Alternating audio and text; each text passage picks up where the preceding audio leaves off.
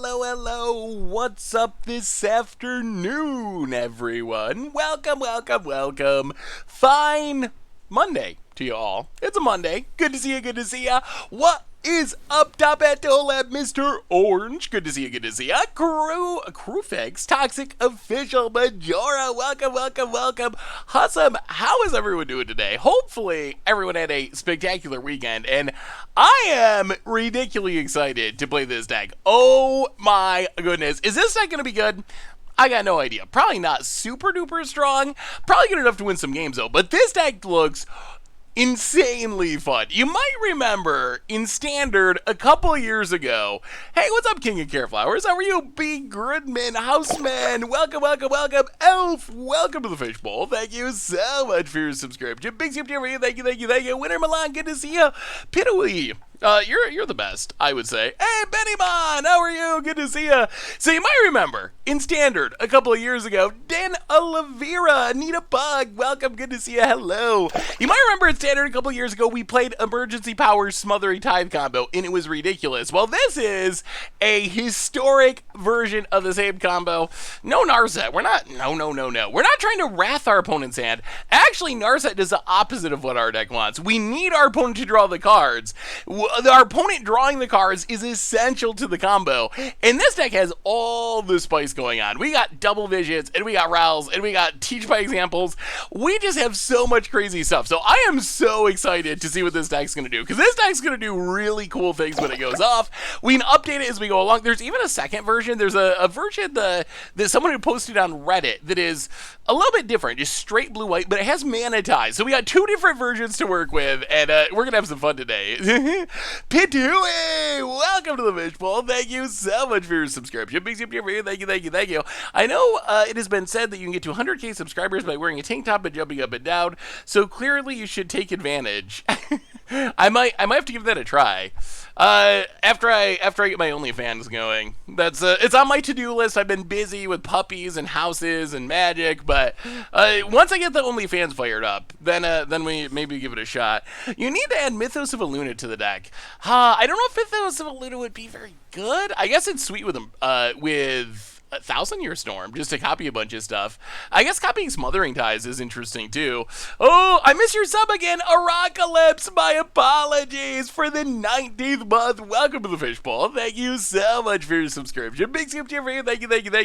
The dogs are doing well. They're doing very well. So getting big, which is exciting. Hopefully, gotta get the house stuff done so we can move, and then the dogs move in, and it's gonna be super fun. Maybe we'll get a puppy cam going once we get there. But anyway, let's talk about this deck so we can, or actually do a reminder, so we can talk about this deck so we can start playing Magic, because I want to see this deck go off. I want to see it go off. Replay YouTube, this we'd fight all the old streams, including this one in the future. Normal YouTube, there is Budget Magic up already, playing some Modern Enchantress, which is kind of spectacular. So definitely check out Budget Enchantress. If you like drawing cards and kind of like comboing, imprisoning people in Modern, definitely recommend checking that one out on the YouTube. A reminder that our sponsor today is Card Kingdom. Evian, welcome to the Fishbowl for the 7th month. Thank you for your subscription. Big super for you. Thank you. Our sponsor today is Card Kingdom. Hey, what's up, Sofa King? I'm doing well. How are you? You can get some Adventures in the Forgotten Realms cards, or maybe a Dirty Notion Thief, or a Choice of Damnations, weird card, and much more over at cardkingdom.com. Even get a free MTG Goldfish sticker. Let them know you want one. They'll hook you up. They're cool like that. So thank you to Card Kingdom. Otherwise, merch page. Help clean out Richard's Garage. Donations always appreciated, never required. $2 or more gets your message read on stream. And let's talk about this deck. So this deck, I'm calling it Emergency Tithe. So this deck, kind of a funny story. We played a standard version of it. This is a version that someone sent me as a viewer submitted deck. I haven't made any changes to it yet because it looks pretty fun just as it is. But we can update it if we want to as we go along. And we got another backup version built around the same idea, Smothering Tithe mass card draw. So what is this deck trying to do? Ghost of Deck Faden, welcome to the Fishbowl. Thank you so much for your subscription. Big super for you. So what's this deck trying to do? It's trying to do really fun things. Our main goal is to get a Smothering Tithe on the battlefield. Smothering Tithe, if you're a commander player, you definitely know what it does. Just makes it so when your opponent draws a card, they got to pay 2 or you get a treasure. So combo piece number 1, Smothering Tithe. Combo piece number 2, Emergency Powers. Emergency Powers has each player shuffle their hand and their graveyard into their library and draw 7 cards. If you cast it in your main phase, you can put a permanent mana value 7 or less into play for free. So all we want to do is play a Smothering Tithe, or maybe 2 Smothering Tithes, and then Emergency Powers. Our opponent is not going to be able to pay the tithes. They're going to puke out a bunch of gold coins, which we are going to be able to use to make mana, which with a full hand will potentially allow us to chain together multiple Emergency Powers. And doing this main phase lets us put like a double vision into play to copy spells in the future. The big payoff eventually is 1,000-Year Storm. Once we cast some Emergency Powers and find 1,000-Year Storm, that's when we get to the arena breaking stage of the game, because we just cast some cheap spells, and then when we cast Emergency Powers, it's going to keep shuffling stuff in. We're going to get a ridiculous amount of treasures, and then sooner or later, we will either win by playing a Row and casting enough spells and copying enough spells to burn our opponent out, or we will make so many treasures we can Crackle with Power or Banefire our opponent for lethal, and that's the deck. That's all we want to do. Smothering Tithe, chain together Emergency Powers, make ridiculous things happen. So it should make an OnlyFans tribal deck with cards like Utabi Orangutan and a Kondu Cycle. Oh no. maybe for future commander class. So let's give this deck a shot and see. I am really hyped for this deck because it just does such... I love the standard deck. The standard deck was so sweet. Oh. So Narset, quick note on Narset, because a couple of people have mentioned this. It actually fizzles our combo because for our combo to work, we need our opponent to draw cards, because that's what triggers a Smothering Tithe. It gives us the treasures that lets us cast more spells and do the ridiculous things. Narset, would it win us the game? Maybe. It would definitely wipe away our opponent's hand to make them salty, but it would not trigger our Smothering Tithe, so we cannot keep the fun going. So yeah, that's why there's no Narset. Also, I'm not a horrible person. I mean, that was a joke. That was a joke. Play your Narsets. I didn't mean it in that way. Do Round Professor Onyx have the same static ability? Yes. Except Professor Onyx is, well, very similar. I think Professor Onyx gains you life, right? It's like 2 and it's drain, while Raoul is 1 and it's just ping. But yes, it is formatted exactly the same. Inauspicious start. Alright, this is fine. We got Ramp, we got a Smothering Tithe. Don't Thoughtseize, please. Ooh, I kind of want to put this Dirty Elrond's Epiphany to the bottom. Alright, off to the races. Triume. Go. Alright, we got card number 1, Smothering Tithe. Yeah, this hand doesn't look bad. No lands, no keep indeed. Yeah, it's been a... Oh, no. Boo. Does our opponent know they need to take the Smothering Tithe, or do they not care? Whoa, they don't care. Okay. Our opponent does not know what our deck's doing, I don't think.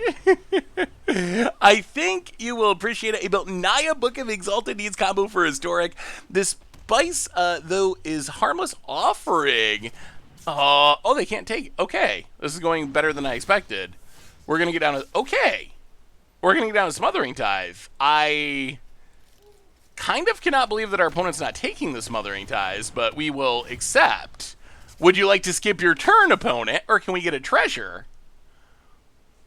Oh, yes. Off to a good start. Hey, awesome, dude. How are you? Just moved back on campus. Ugh, Arcanist.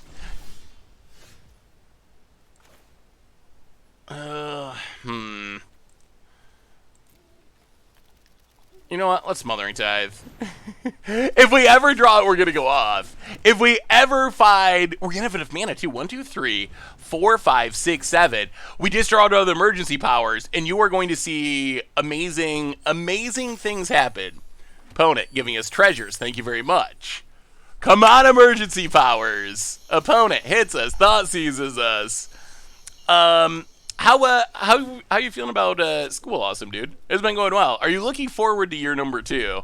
I remember when I was doing college, by the end of the semester, I'm ready for it to end. But then by the end of summer, I'm ready for it to start again. Typically. Ooh, let me see, Doug. Budget Locust God does sound sweet. Alright, well. So I can flashback an Inquisition. Let's anger it. We just want to stall out until we find emergency powers, and then odds of us winning the game shoot up drastically. Yes, give us those treasures. Give us those treasures. Opponent going to help us along. We have so much mana. We just need the card draw. That looks sweet, Doug. Budget commander is definitely a sweet thing to have more of. Crack Mindstone because we have so much mana. We might crack Mindstone on our opponent's end step. I think we'll have enough mana to do it. Oh, we're trying to go off with Smothering Tithe in Historic today. Excited for it. Get to live with my friends this semester. Ooh, that'll be fun. How are you, Zai? Good to see you. Are the puppies in the house yet? No. So I'm waiting. I'm waiting for that move, and then I get the puppies. So I'm waiting to get like final approval about the house stuff this week, and then hopefully we can close like as soon as possible. And then the puppies, they need 2 more weeks anyway. The puppies need two more weeks before they can go. So I'm hoping that I'll be able to move before those 2 weeks are up. Although I might only end up with one of the puppies. I don't know. It's possible. It's possible that it's just one to start out with. I'm a little nervous about all this stuff people are saying about getting sibling puppies and how that's a bad thing. Opponent, Arcanist. I mean, our deck's gonna go off if we just draw a emergency powers. That's all we need. That's it. That's it. That's all. We are gonna crack the Mind Stone. Draw a card. Emergency powers. We can start scrying too if we have to next turn. If we don't find it, like once we find it, we should win the game this turn. Yeah. What's going on with the puppies? Oh, the puppies are doing well. The puppies are doing well. It's a question about having 2 of them at once. What's up for sibling puppies for the uninformed? Well, Mind Stone. Well, that's a redraw. So I didn't realize this either, but apparently you're not supposed to get sibling puppies to the point where most breeders won't even sell you sibling puppies.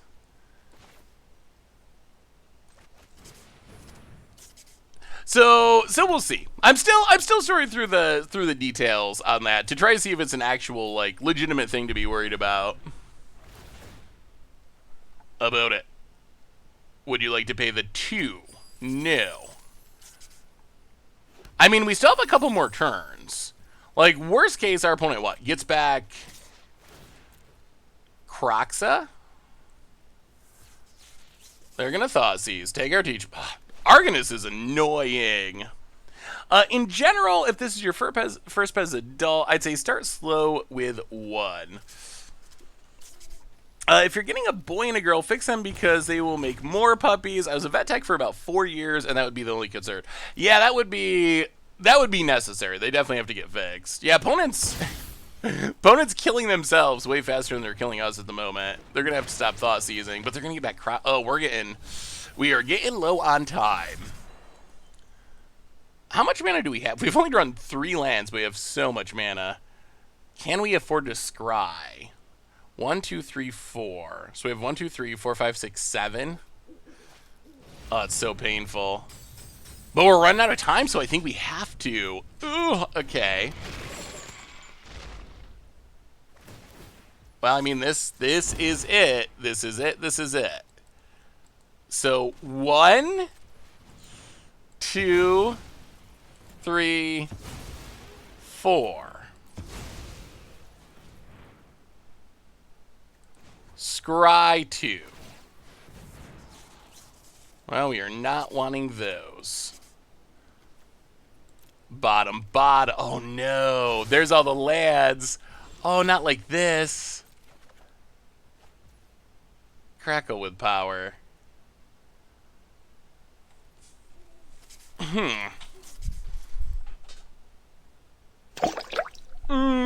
Boy. Honor Baguette, welcome to the Fishbowl. Thank you so much for your subscription. Big tip, thank you, thank you, thank you. 1, 2, 3. So 1, 2, 1, 2, 3, 1, 2, 3. I mean, we can cash in all of our treasures to kill stuff and just slow things down. Wait, it's lethal? Oh, opponent's at 12. Oh. 1, 2. 1, 2, 3. Alright.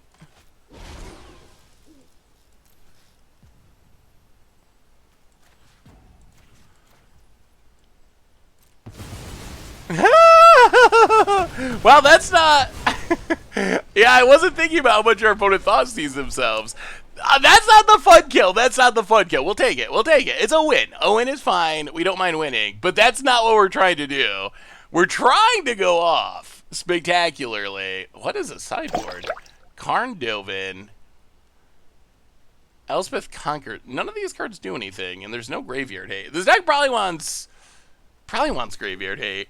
Execution fail. Welcome to the... Oh, you haven't seen anything. Like, that kill was fine. That was not a bad kill, but just wait until you see the the actual, real, full-on, spectacular kill. It is going to be arena crashing good, hopefully. Alright, we'll just do a little trimmage. Bring in a bit of removal. Run it back. What kind of dogs are they? They are little tiny Rottweilers. First time sub, by the way. Thank you, Executioner here, Vale. Appreciate it. Well, alright. We got the Smothering Tithe. I mean, I'm sure our opponent has infinite discard, because that's kind of what they do. Inquisition, takes our Cold Steel Heart. Boo. Delvin is insane. Is it? I guess it slows down all their cheap spells. Maybe it is worth it. Anger of the Gods. Well, that could be helpful eventually. Tapland, go. 3 years ago at GP's Ember, I traded Jaceabide Sculptor for a Wheel of Fortune. Ooh, wow. Yeah, that is a huge win. At the time, it was probably even value, but I have a version of this deck where I run Fall of Thran and Tezzy in the sideboard. That sounds sweet, Herocalypse. Opponent, doing their thing, filling the graveyard, milling some claims. Well, play this on red. Foretell. Pass the turn. I do wonder, the deck only has 3 copies of emergency powers. I wonder if we need to just go up to the 4th. Hey, what's up, Garbage Andy? How are you? Good to see ya.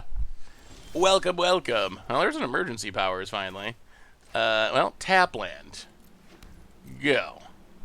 Alright, we're getting close. We still need the mana, but we got the Tithe. We got the powers. We can draw a couple cards. Maybe?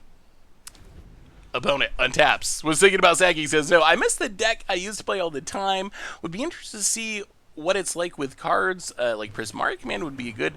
Wait, would probably be a good as ramp in a finisher. Wait, talking about this deck? Yeah, Prismaric Command could be decent. Well, we'll get rid of... I guess...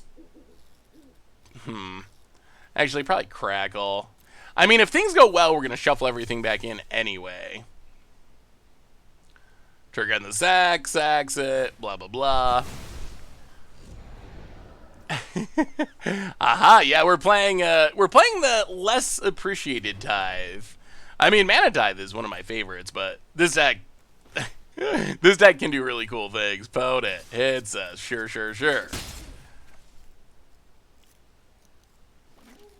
Plays a land untapped. Well, let's draw some cards. Keep the lands. Smothering Tithe. Oh, 2 turns. We need like 2 turns. Opponent sacks to draw. So we're going to start getting treasures, theoretically. We got the emergency powers. We got a Mind Stone. We're getting so close. What about using Animacy for Krakens? I mean, you could. I don't know if it's necessary. Oh, the combo's so sweet. Like, just wait till we actually go off with it. Kringlemeister, what's up? Welcome to the Fishbowl. Thank you so much for your subscription. Big super over here. Thank you, thank you, thank you. More Croxes. We will discard. Oh, sack it. Sack it. Sack it. Yes! Oh, we can try to go off this turn. 1, 2, 3, 4, 5, 6, 7. All right, no thought. See. Oh yes. Oh my God, another Smothering Tithe. Oh. Oh, we're gonna go. We're gonna go. We're gonna go and see what happens. Land on white. Emergency powers. Technically free. Shuffle it in. Oh yes. Put a Smothering Tithe into play. Number 2. Make a few treasures. And then that's another one. Emergency powers. This time, 14 treasures. New hand. Smothering Tithe.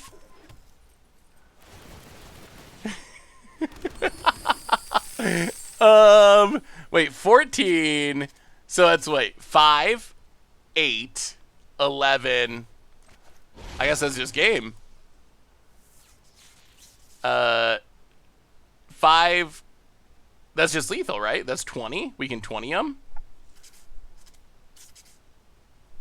Yeah. All right. How about you? 14 mana. Yes, yes, yes. That was almost too easy. I'm almost disappointed. I thought we were gonna have to do more things and draw more cards, but it just wins too quickly. Too quickly.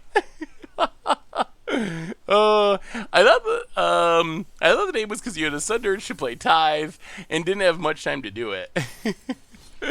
Emergency tithing. Yeah, I just in a hurry to do some tithing. That makes sense. Crackle Power is a nice finisher. Yeah, you could use Expansion Explosion. I think Crackle, the upside is it takes less mana. Well, all right, we actually have the full combo.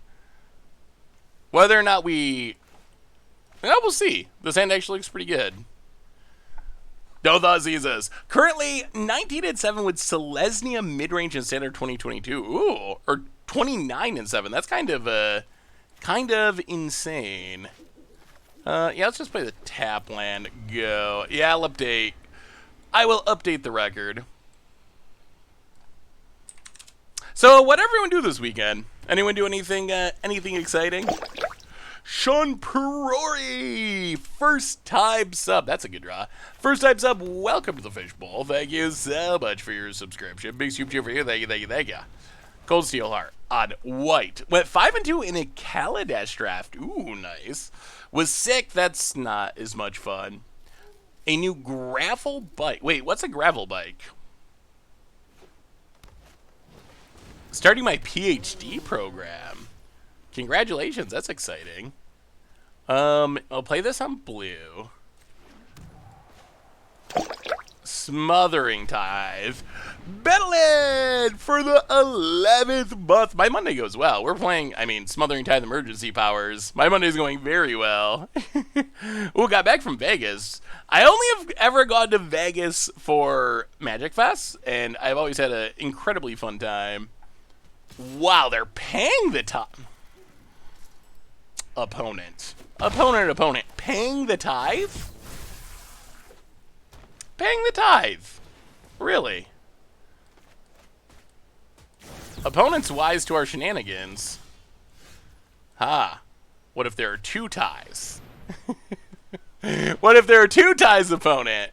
This might just make our opponent give up. They're going to pump the dork. They definitely can't pay twice. That's not even possible. There's not enough mana in the multiverse. They just give up. Land. Untap land, and we are going to do ridiculous things. Opponent girl Spellbreaker. Hits us. Land? Untap variety?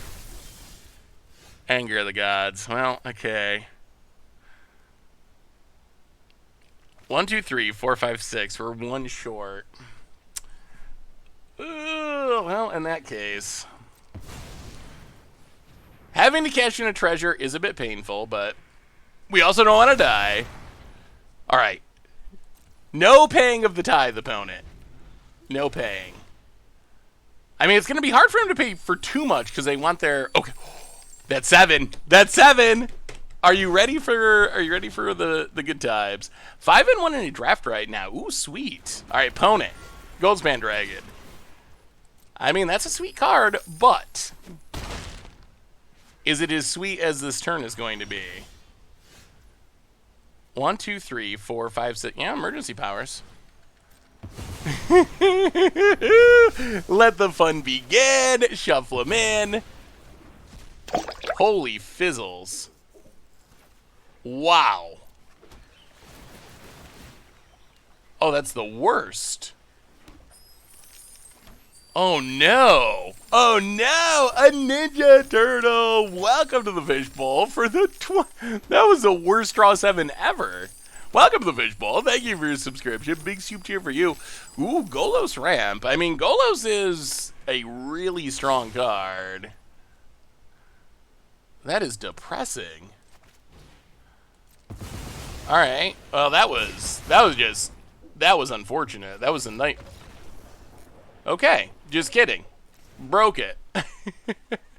Apparently that was good. Apparently that was good enough. Golos and Toxic Blue-Red cards. It's a good name for the deck. I mean, spinning into Ugins and Ulamogs seems like a pretty good way to win games, backed up by lots of counters and Mizzix's Mastery. That looks like it could be a pretty strong deck. Mizzix's Mastery looks a little weird, but I guess maybe Magma Opus is enough. I guess worst case you can get like a Prismari command, which is okay. That looks strong. I don't know. It's so people sent me some sweet looking decks that have Ulamog and Ugin in them, and it's just really hard for me to play them because those cards are specific. But they're the best at what they do, so how do you not play them? But then people are just sick of like those ramp decks from Standard, and I don't know.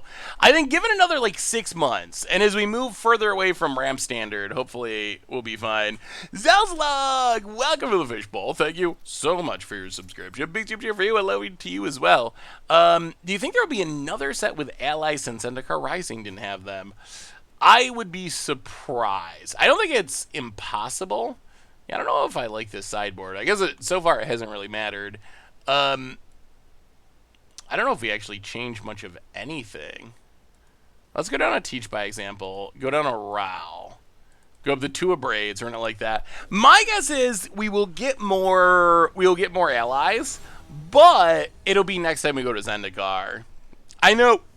If you didn't see it yet, Mark Rosewater once a year. Oh, Double Visions is fun. Once a year, Mark Rosewater posts a State of Design article. Ultra Boy for the 25th month. Welcome to the Fishbowl. Thank you for your subscription. Big soup cheer for you. Where he goes over all the sets, goes over the year in design in general. One of the things he mentioned as one of the lessons, so things that didn't go well from Zendikar, was basically no allies. It's somewhere... Oh, here it is. Somewhere in here. Basically, biggest complaint, no allies. People want to see allies brought back. So I expect that next time we go to Zendikar, they will make up for their mistake and give us allies. But it might not be until we go back to Zendikar again. Do you think we'll go to Zendikar again? We've been there 3 times in the last 7 years. I would expect so. I feel like Zendikar's one of those places that's popular enough that we're just going to keep going there again and again and again. Yeah, I mean, in all honesty, they kind of messed up allies last time we went to Zendikar. Opponent says, good game. I will play a Smothering Tithe. Opponent pumps the Long Tusk up. Do you pay the tithe? Yeah.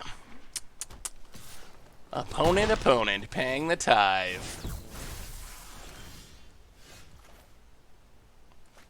I'll play the land.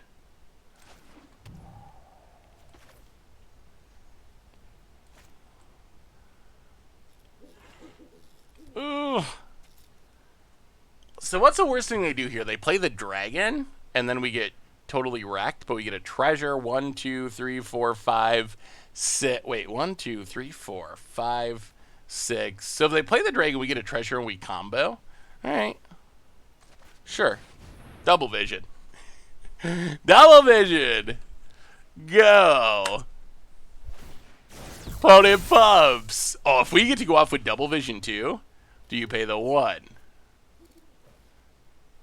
They do. Plays a land. Hits us. Grows the dork. Oh, foretell. Play the tap land. Ooh, pass the turn. Come on. We need to live one more turn. Opponent grows at 5 power. This means we're dead to Embercleave, right? Opponent pays the tithe. Land. Hits us. Down to 6. Passes. Ooh. All right. 1, 2, 3, 4, 5, 6.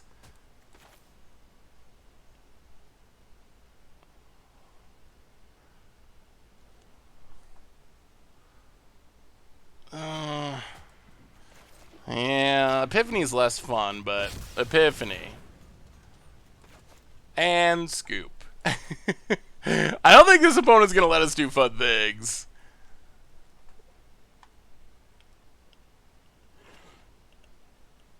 About it. We make some birds, we make some birds. Oh, with this, with 2 extra turns, we can actually take next turn to play Smothering Tithe.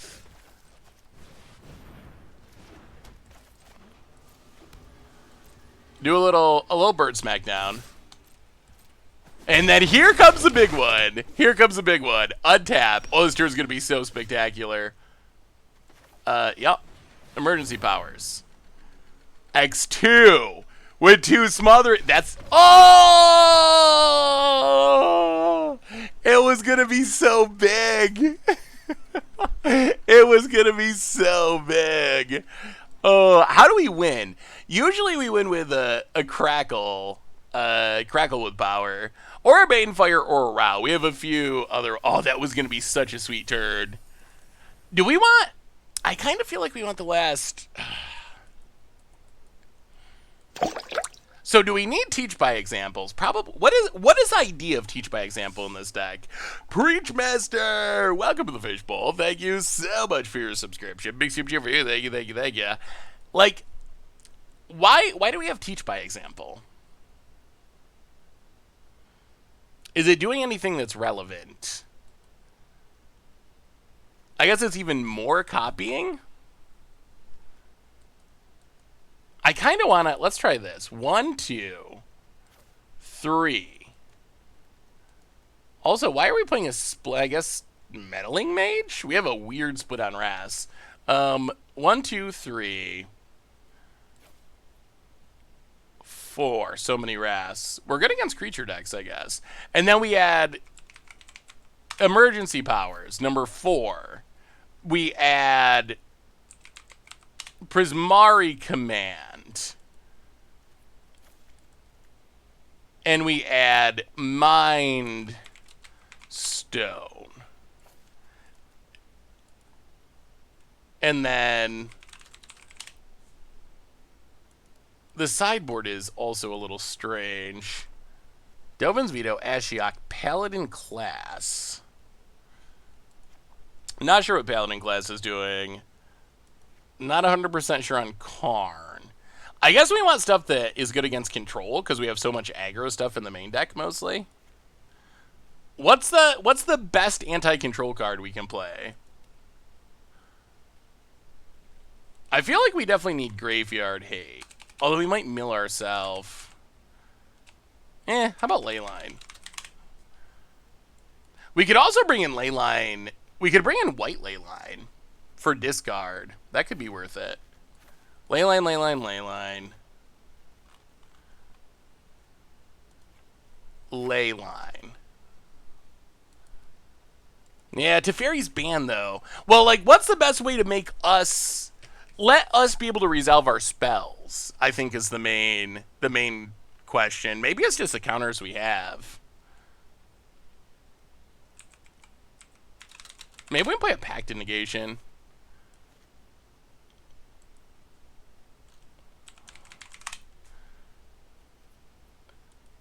Mythos of Illuna, I don't feel like we have enough to...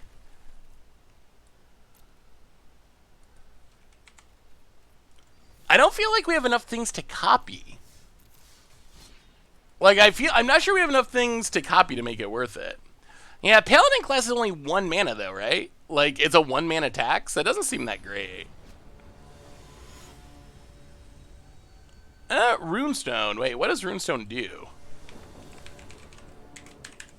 Weathered Runestone. Alright, we'll play first. Yeah, alright. Card draw, emergency powers, wrath. Sounds about right. Non-land permanent cards in your... non-land permanent cards in graveyards and libraries can enter the battlefield. Players can't cast spells from graveyards or libraries. Yeah, that actually might be better. Yeah, because we do want our graveyard not to be exiled, so I don't think we can play Rest in Peace. But Grafdigger's Cage Effect wouldn't hurt us. We have Thousand Year Storm in the deck. We haven't got to see it fully go off yet. But we do have it, and one of these days we're going to play someone who doesn't scoop. Why are you playing Shatter the Sky over Day of Judgment? So, oh no. It's a good question, and I do not know the answer. That is probably just incorrect. Yeah, we should probably change this to Day of Judgment. At worst, it's a ramp spell copying a Tithe or a 1K Storm. I like Mythos of Illuna a lot. I mean, maybe... Yeah, I mean, we can try it at some point. Opponent going to try to storm off. I'm not sure... I'm not sure what we cut for it. I do enjoy playing with Mythos of Illuna, though. Opponent getting in, hitting us. Brawl. Well, draw some cards. Keep Cold Steelheart.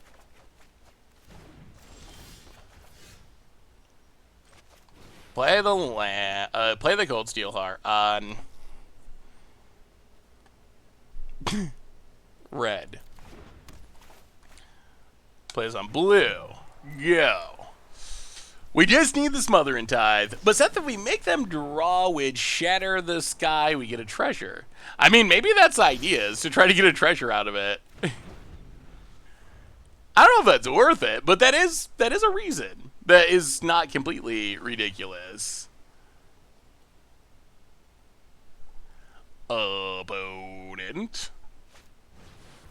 Oh dear. Oh dear. That is a lot of cost reduction. Opponent's trying to play like Modern Storm.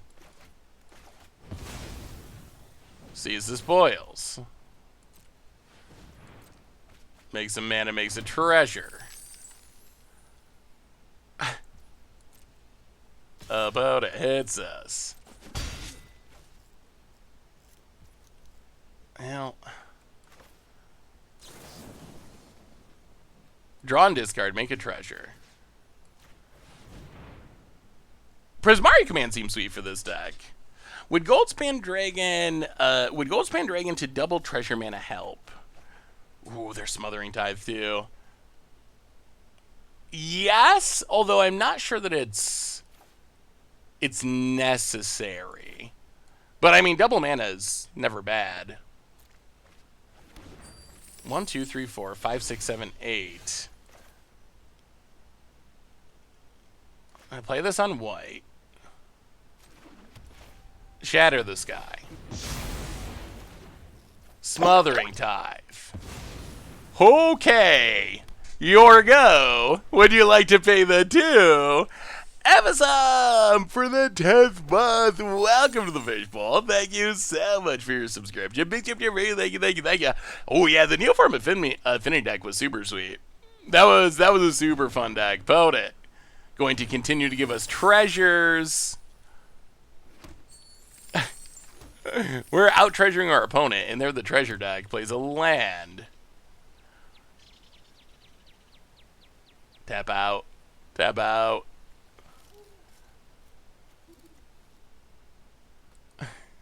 About it. Oh, Galazeth. Yeah, I mean, I'm just not sure if we need more treasure mana. 1, 2. Whoa, we don't have an island. Oh, we don't have an island.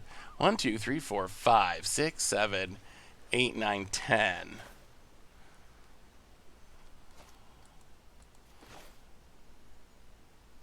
I'm gonna play Row. Definitely a little worried about counters. Oh. Okay. I guess we pay. Scry. Bottom. Go. Yeah, I mean, Niv could be a potential finisher. It's an ambitious mystical dispute. Oh, God. Okay.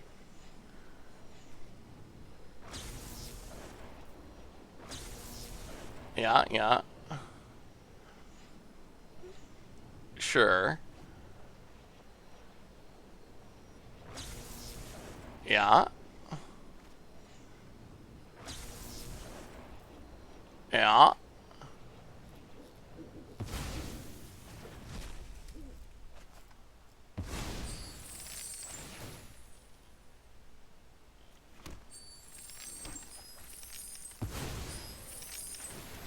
Oh, once we untap, though. Once we untap, we should just be able to win, I think. Hopefully, unless we get unlucky. Opponent.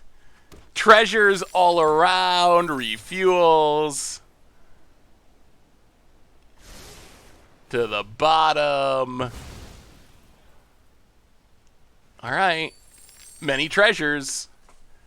And now we can untap Takedown Ral to double emergency powers. Alright, spin it to win it. Opponent's trying to storm off. Let's see how this Mind is. Oh, this is exciting. Alright, Mind's Desire. Into card draw. Mind's Desire. Into Grape Shot. Mind's Desire. Finally hits a land. Mind's Desire. Thankfully hits a land. Mind's Desire. Land. And Grape Shot. That doesn't look quite lethal. It's not good for us, but it doesn't look lethal.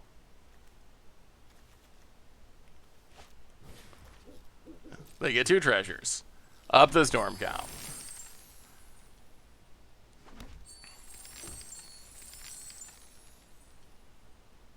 About it.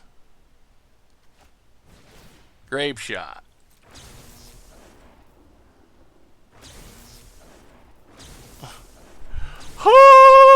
We're close. We are very close, but I don't think we're dead.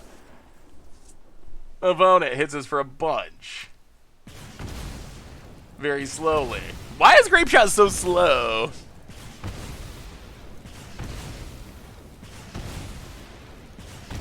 We go to 10. Opponent. Grape Shot. Watch him just have another Grape Shot in hand after all this. Then we're dead. I mean, if they have another Grape Shot in hand, then I guess you just do the old tip into the hat and say, good drawing.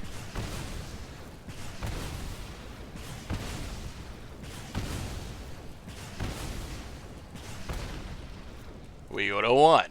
Opponent. Come on, hold. Well, that's unfortunate. Very unfortunate. Alright, well, I guess that was just a case of our opponent drawing. Wow. Oh. That is unfortunate. Alright, well, we'll bring in the hate. Wow, I can't believe that actually happened. Storm is ridiculously slow. You revealed the deck. I don't think it really matters. Opponent's doing one thing and just hoping that it works out. Might need... I mean, it was cool to see Storm go out. Storm has been... Especially Storm like that has been a pretty huge flop since Strixhaven Mystical Archives came out. It was something that seemed exciting, but it just ended up being so bad.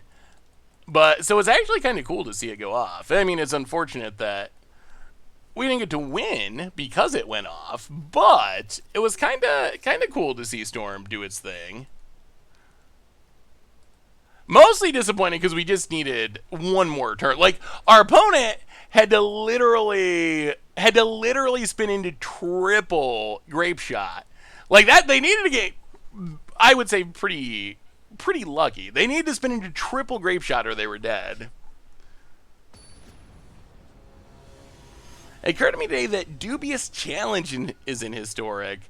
What would the payoff be in the format, do you think? So I think the challenge with Dubious Challenge in Historic is finding things to get back your creatures. So there's good finishers.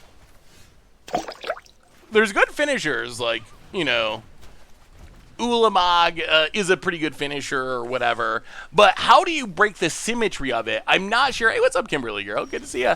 I'm not sure any of those pieces actually exist in the Historic format. So that's gonna be the challenge. Like, do the synergy pieces exist? Thrassassin! Welcome to the Fishbowl for the second month. Thank you for your subscription. Big soup to your video. Thank you. So you got Charming Prince. Are there more? You really need 8 to 10 to make Dubious Challenge work mathematically.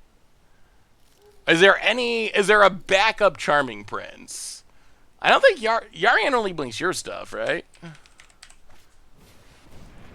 Let's see, so spoils. Bonabasses. Well, land on red. Smothering Tithe. Pass the turn. Opponent gets to start drawing cards. When it enters the battlefield, exile any number of non-land permanents you own and control. So Yarian doesn't actually work. Hey, what's up, Tree Bunka? How are you? Opponent, Burgee. Mox Amber to go with Burgee. And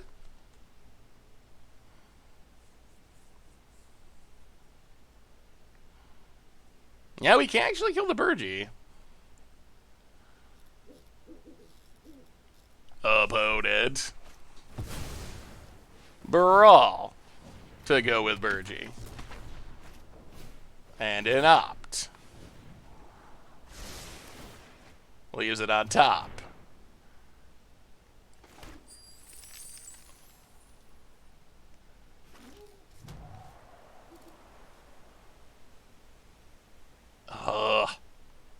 I mean, they could have another Mystical Dispute.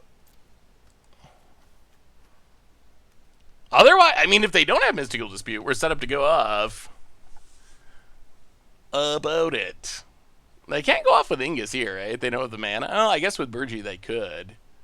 Yeah? I mean, I guess if their hand is Ingus Grape Shot, then they're in good shape.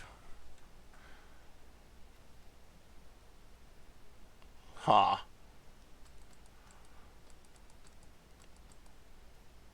Alright. Untap, play the land. I mean, if they have it, they have it. We can't not go for it. Emergency powers. Please not a second dispute.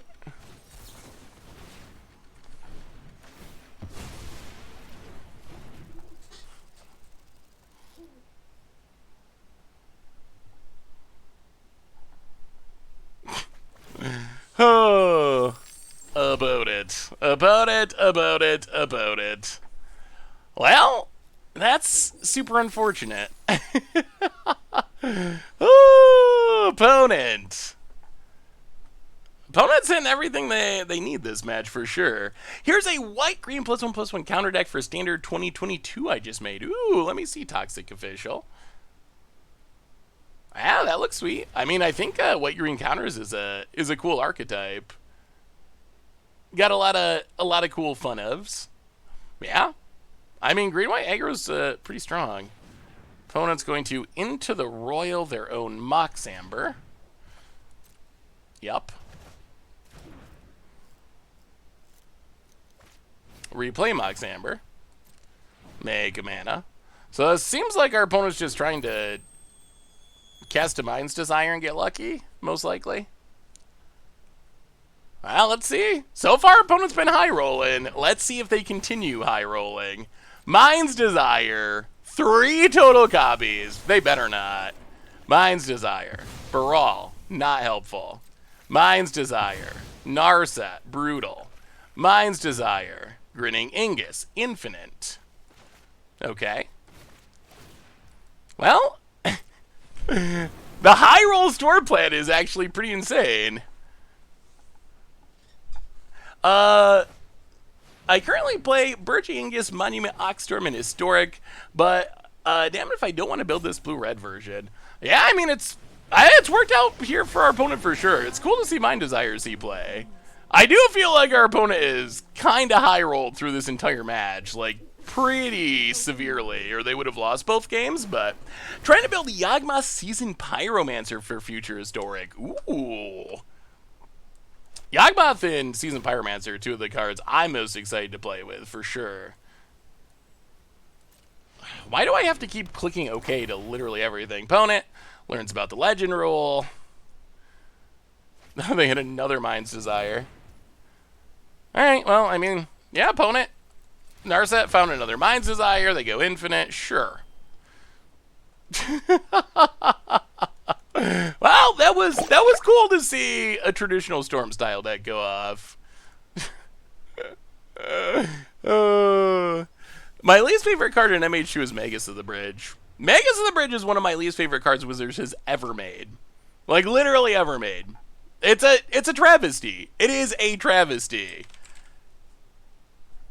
It really, I really don't get it. Magus used to mean something. All until Modern Horizons 2, if Magus of the whatever is slapped on a card, it meant, oh, this is a creature that is the same as an old spell, an old effect that we used to have. Magus of the Bridge is not. It's not the same. It doesn't do anything that Magus that the Bridge from Below does. Like, it's not even the same card in any slight bit of the way. It's like completely different card. I hate it. I absolutely hate it. It is. And it makes me disappointed because I feel like now they'll do this with Maguses in the future. And Maguses are cool. Like, the whole cool aspect of Maguses, what makes them so sweet is it's like, oh, here's this, like, iconic old enchantment or artifact, but it's on a creature. Magus of the Bridge, it ruined it. It ruined it all. Hey, what's up, Stu? How are you? So I feel like Magus of the Bridge ruined Maguses forever. Like, it killed it. They killed an iconic series, mega cycle, whatever of cards. Ah, so disappointed. So disappointed. In fairness, Bridge from Below is an abomination of a card. Oh, very true. I mean, here's the thing. Then just don't make it. Like, there's 2 really simple ways to do this. Either if you think it's a good idea to make another Bridge from Below, then you print Magus of the Bridge, and it's broken and it gets banned, or you want to make this pseudo Bridge from Below, and you don't call it Magus of the Bridge. You call it, I don't know, random bridge dude or something. Like, we call it anything except Magus of the Bridge, because Magus of the blank means something, or it did mean something. So they could have printed the exact same card and just not called it Magus of the Bridge, and I would actually like the card. Or they could have not printed it all, and that would be also fine. But I feel like you can't call it Magus unless it's going to actually be... Unless it's actually going to be what every other Magus for the last 20 years or whatever, 15 years was. Alright. Well, 1,000-Year Storm emergency powers is a thing. How's the card shop life, Stu? Opponent. Keeper of the Bridge. Yeah, that would work. I mean, I like the card. I like what the card does. I think it's cool. Ugh. You never know with Twitch. Let me see if I can pull it up. I did not see the pop-up, Paps. My apologies. But I do see it in... It may not be fast enough here if our opponent just said... We have a million Ras. Let's draw one of our million Ras. That would be helpful.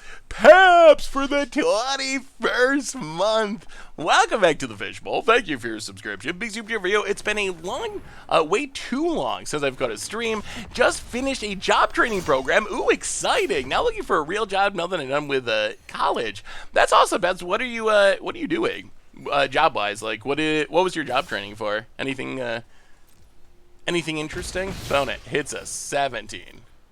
Starts making angels. Well, can we draw a Wrath, please? We have many. Or a Mind Stone.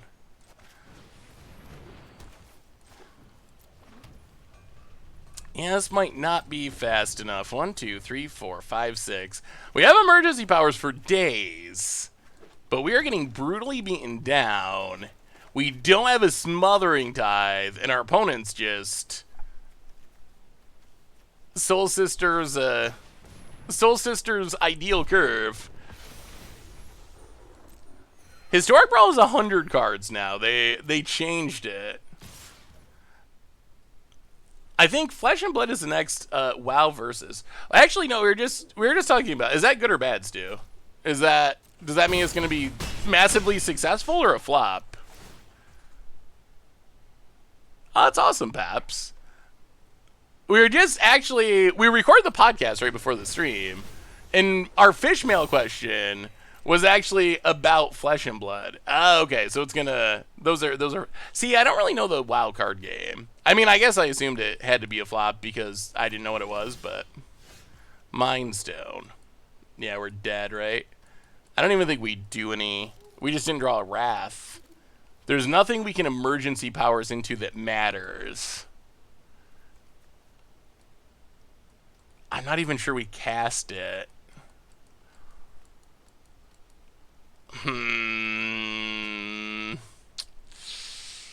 Is there anything in the deck? Is there anything in the deck that actually saves us?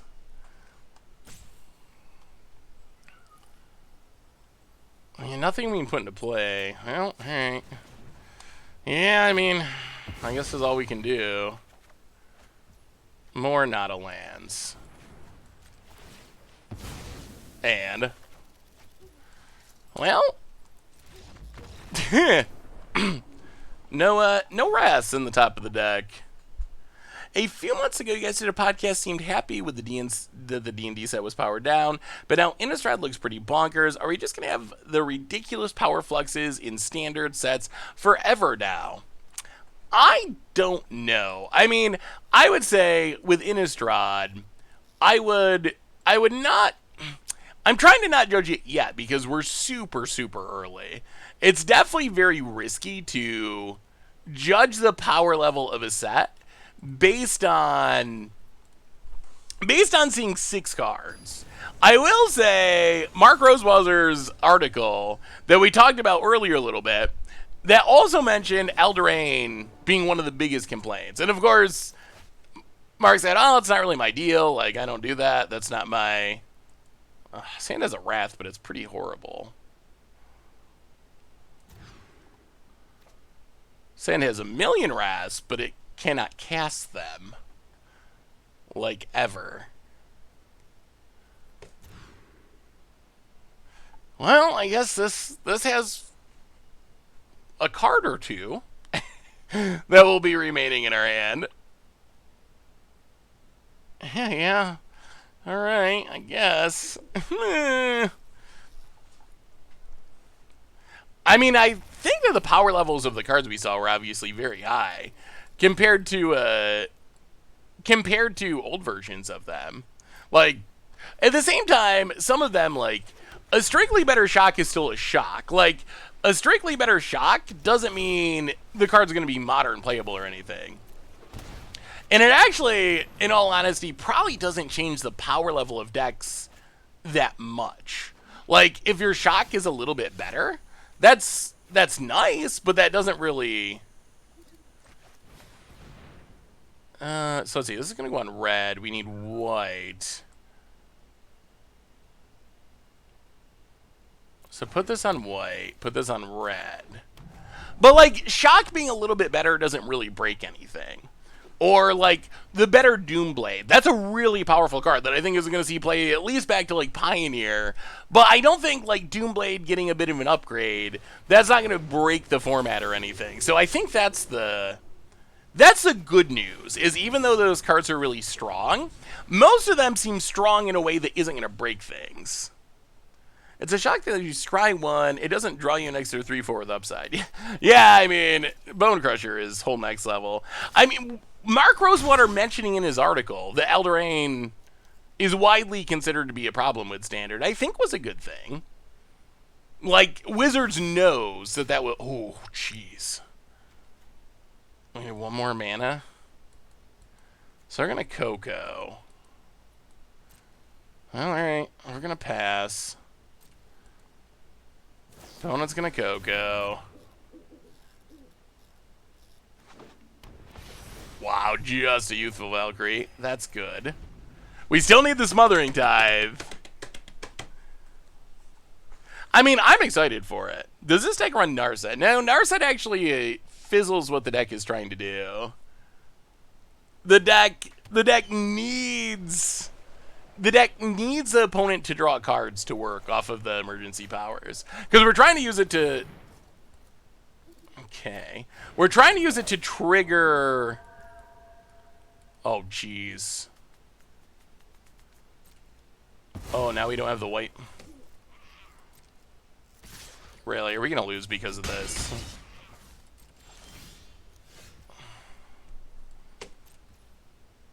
Oh, come on, Magic Gods.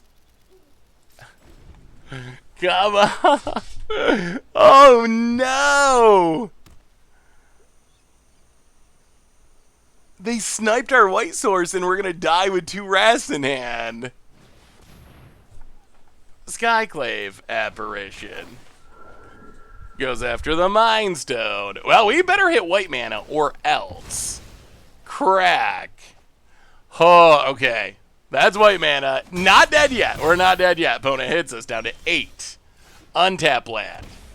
Down to 6. Shatter the Sky. Twice for some reason. Oh, no, it's a bad thing. That kills our token. Betrayed by double vision. Betrayed by... Yeah, we didn't have the extra blue mana either. Opponent Resplendent Angel passes. So if they pump this, it becomes a 5/5? Alright. Well, we're going for the combo. Are you paying the tithe, opponent? You need to pump your angel. Don't do it. Don't do it. You need that for angel pumping perp. We already got 7 mana. What's one more? What's... Oh. Alright.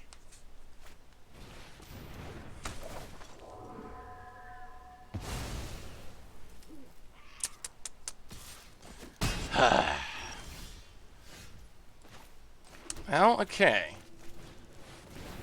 Opponent has proven themselves able to draw Skyclave Apparitions. Wrath the Bard. Resplendent Angel. And this is, I think, how we die. Man. The 3rd Skyclave did us in. Whoa!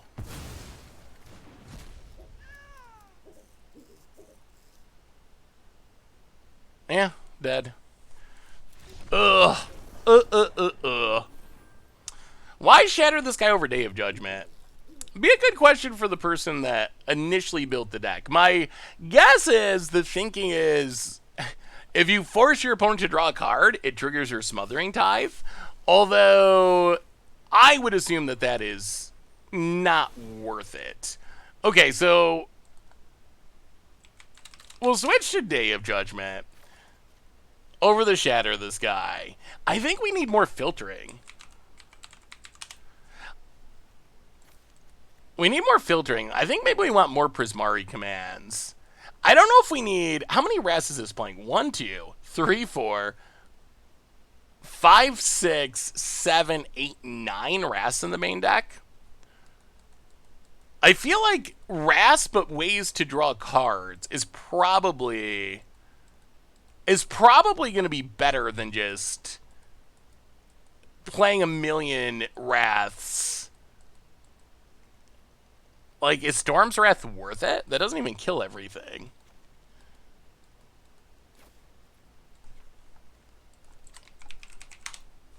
Battle of Frost and Fire. Yeah, that doesn't kill everything either. Solve the equation. Oh, what was the other card? Mythos of Aluna. Someone wanted us to try Mythos of Aluna. Mythos of Aluna is sweet. Although, I am still a little...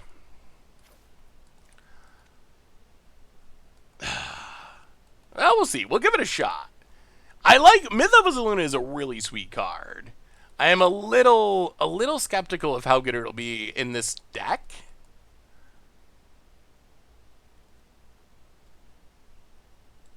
But it is a really cool card. Ral hasn't really seemed to do anything.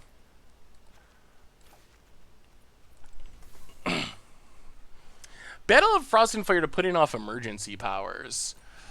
That is an upside. Being a permanent is definitely an upside. Approach? Approach is... I don't really like Approach.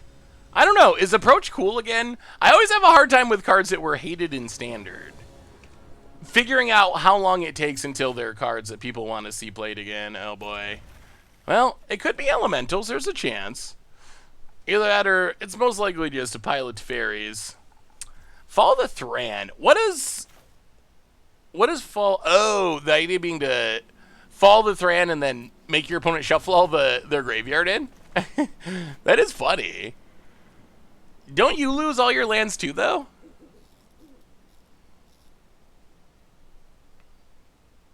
Trencher Gearhulk is a permanent. Emergency Powers exiles itself, though, which is kind of a bummer. Let's put it on red, I guess. Go. Opponent. The white aura that wins the game. Wait, there's a white aura that wins the game? Mind Stone. Untap land. Go. Okay. We're making strides. We're getting there. Yeah, people did use State Approach to the Second Sun. It was pretty...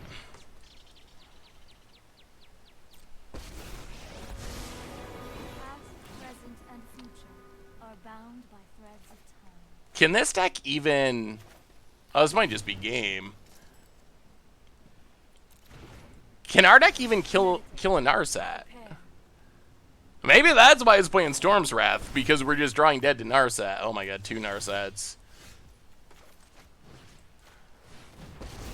Well, I guess we can each live in misery.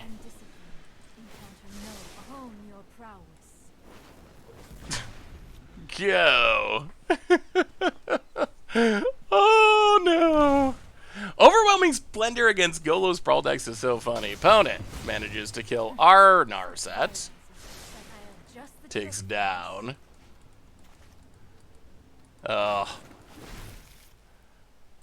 Expressive Iteration. Opponent passes.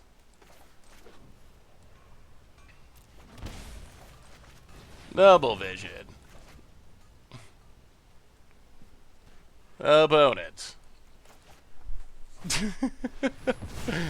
Memory lapse. Yeah, it'll be interesting to see what historic looks like after we get anthology stuff.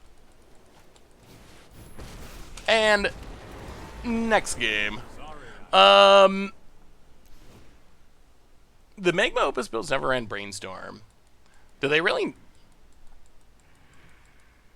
Did the top tier builds actually not run Brainstorm? It's hard for me to imagine any control style deck passing up on the power of Brainstorm. But maybe that could be correct. All right, a million rests out, a million counters in. Historic Horizons was supposed to be out last week, but it's been delayed until the 26th, so we'll see.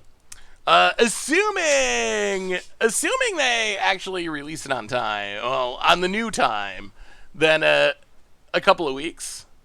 But I don't know.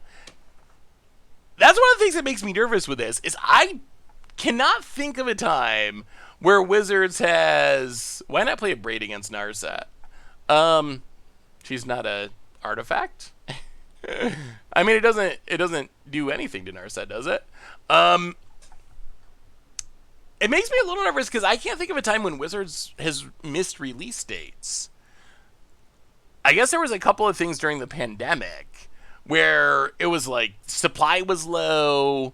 I think right in the peak of the pandemic, there was a couple of sets pushed back. But in general, Wizards doesn't miss release dates. Do you think it's going to be a new thing on Arena? Or, like, are we just going to have sets coming out whenever they manage to program all the cards? And the actual schedule is not actually going to matter? Are you going to play Penny Dreadful at some point? Possible we play Penny Dreadful at some point. I've talked about it a little bit before. My big issue with Penny Dreadful is... Well, I mean, there's kind of two things. Two things that make it hard for me to play a format too much. And those things are not being supported for in client, basically. So that's one of them.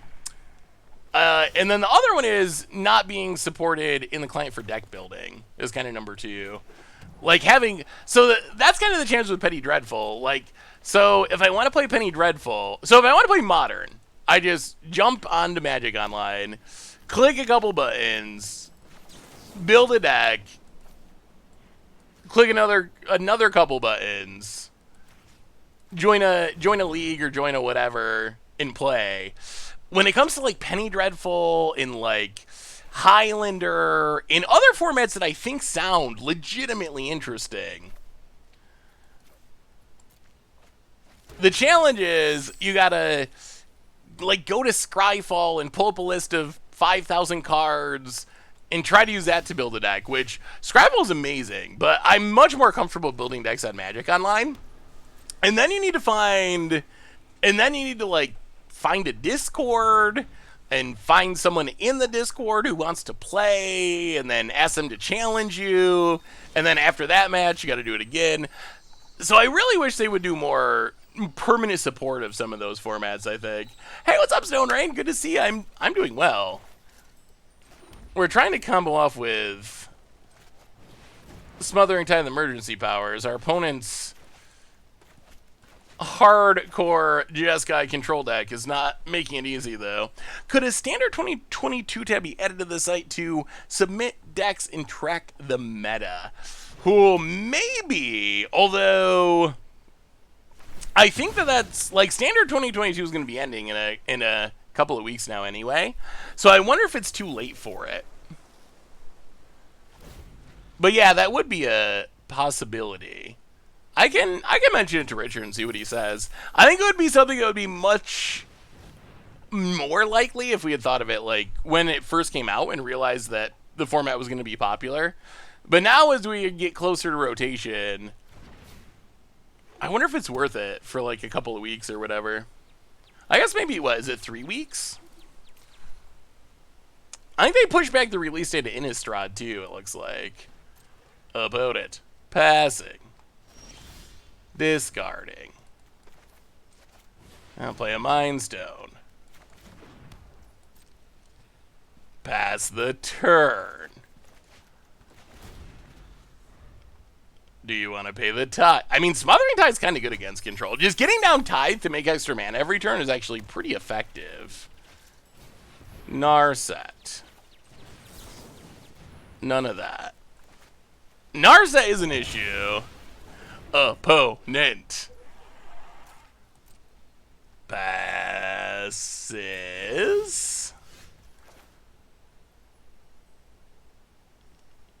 I'll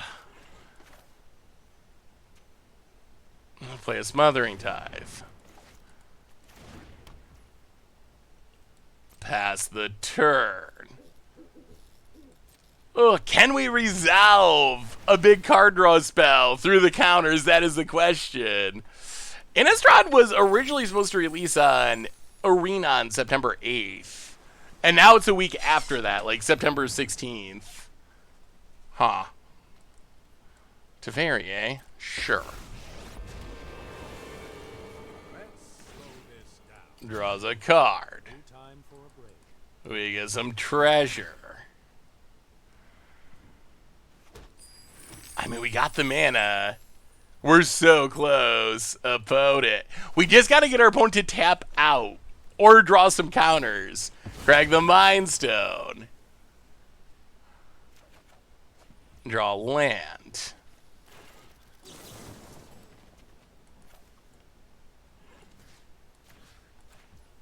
Draw and discard. Keep digging.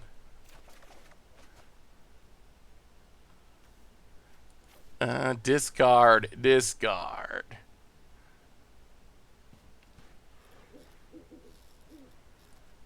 Actually, do we want Smothering Tithe? Discard. That's fine. Yeah, it's gonna be tricky. Gonna be tricky to find a way to resolve this. In theory, we can do it at instant speed. Castle Vantress. Go. Drawing a counter would be the easiest. That would probably be the easiest way to get it done. About it. Hull Breacher was never a problem in my meta. I don't know. Maybe we're doing Commander wrong. I think it probably depends on your play group. Is Revel enriches historic viable? About it. Gideons. Emblems. I don't know about... is it historic viable? I would say, like, sort of. I think it's something you could do a Sweet Against the Odds episode for. Whether or not it's... as far as being something that's going to, like, win a tournament, that's probably less likely. Opponent. Gives us some treasures.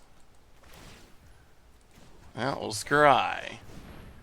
I mean, we got a couple turns that we can wait still. Don't want either of those. Opponent untaps.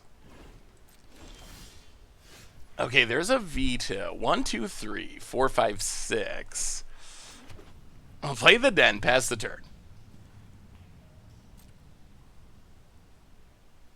One more turn. We're getting so close. Yeah, Wish might actually be sweet in this deck. Commence the end game.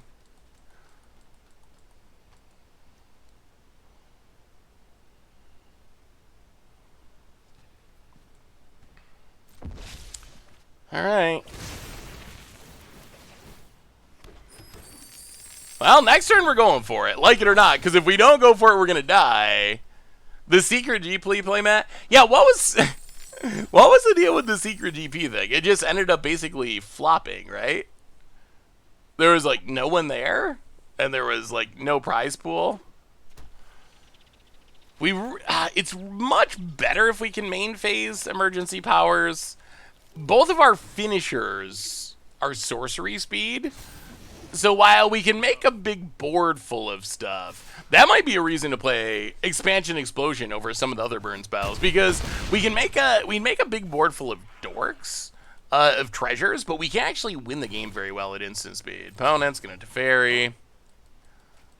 I mean, opponent could definitely just have enough counters that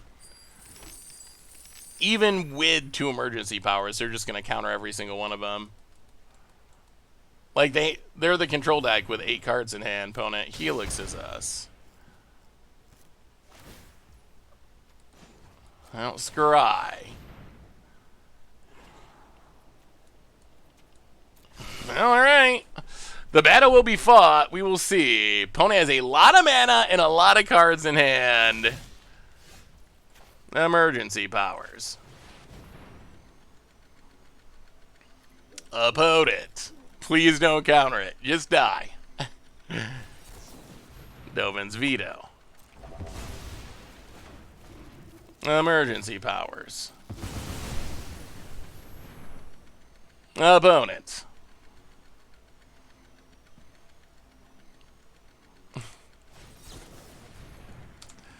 And we scoop it up. Kobo Snack, welcome. That's a fun deck to play against. Kobo Snack, first time sub. Welcome to the Fishbowl. Thank you so much for your subscription. Big super cheer for you. Thank you, thank you, thank you. Counter. You can't counter Dovin's veto. Dovin's veto is uncounterable. Unfortunately. We were hoping to use the vetoes to protect one of our big spells, but instead, our opponent had a handful of them. Would you mind checking out my Modern Ninja Fairy Blade deck? Ooh, Ninja Fairy Blade. Ninjas and fairies are sweet. That, looks like a deck I'm excited to try. Ooh, Stoneforge. That's different. I haven't really tried Stoneforge in a deck like this. I mean, I really like the Ninja deck. I have mostly played 4 Infiltrators and 4 Ninja the D powers. Because I feel like getting one of those down on turn 2 is like the reason to play Ninjas. I have Missiniganaga. I think Ninja the D powers are just like better in general, but Missiniganaga is a sweet card. Yeah, I mean that looks fun. I think Ninjas is definitely a cool one of the most unique tribes to play. I'm excited to try Ninjas in. I'm excited to try Ninjas in Historic once they come out. Electro Toll. Yeah, I mean we're trying to do big crazy things. They don't do well against hardcore control decks, unfortunately. Yeah, let's play this on red. Get on the Mind Stone. Go. Yeah, Historic with Jumpstart's definitely going to be super interesting. That's a bit annoying. I guess it's fine. We can just kill it. 2 damage and treasure? Come on, Smothering Tithe. That is a missing piece. Yeah, I'm sure we'll be back in spoiler season any day. We don't actually know the official start yet. Ooh, One Land Spy. One Land Spy is definitely a cool archetype. Opponent. Skyglaive Apparition.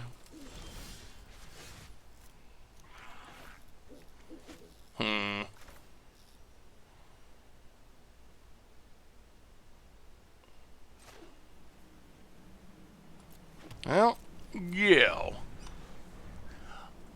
Yeah, One Land Spy looks fun. Neurons. Opponent's going to level up. Hit us.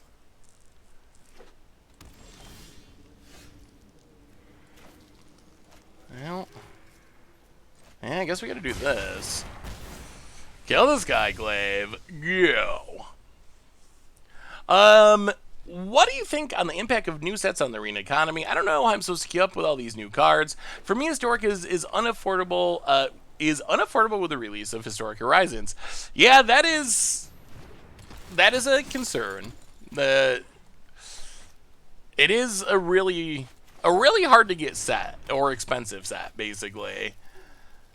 I wish I had a better answer. Like, Historic is sweet. I think. Yeah, I feel like I don't have a super satisfactory answer as to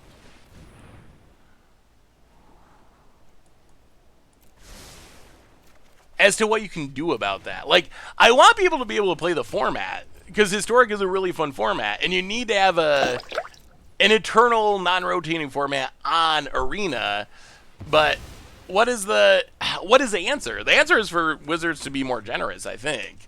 But that is not something they've traditionally done. Captive Norgod for the 15th month. Welcome to the Fishbowl. Thank you so much for your subscription. Big super for you. Thank you. So yeah, that's kind of that is the issue. The issue is adding 800 cards and like 400 new to the client cards or whatever, 300 some. That is a big expense. Opponent goes attacking.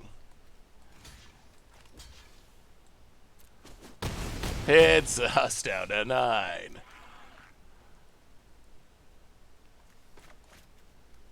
And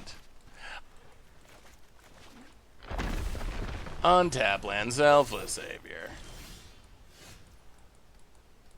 Well, this takes a lot of dying, hasn't it? The answer is Pioneer. The problem is Pioneer would be just as expensive on Arena, though. Like, I don't feel like Pioneer... I hope they add Pioneer, because I think that having Pioneer on Arena would be a positive. But I don't think it actually... Yeah. I don't think it actually solves any of the price issues. Like, then you just have to spend a ridiculous amount of money to get Pioneer cards.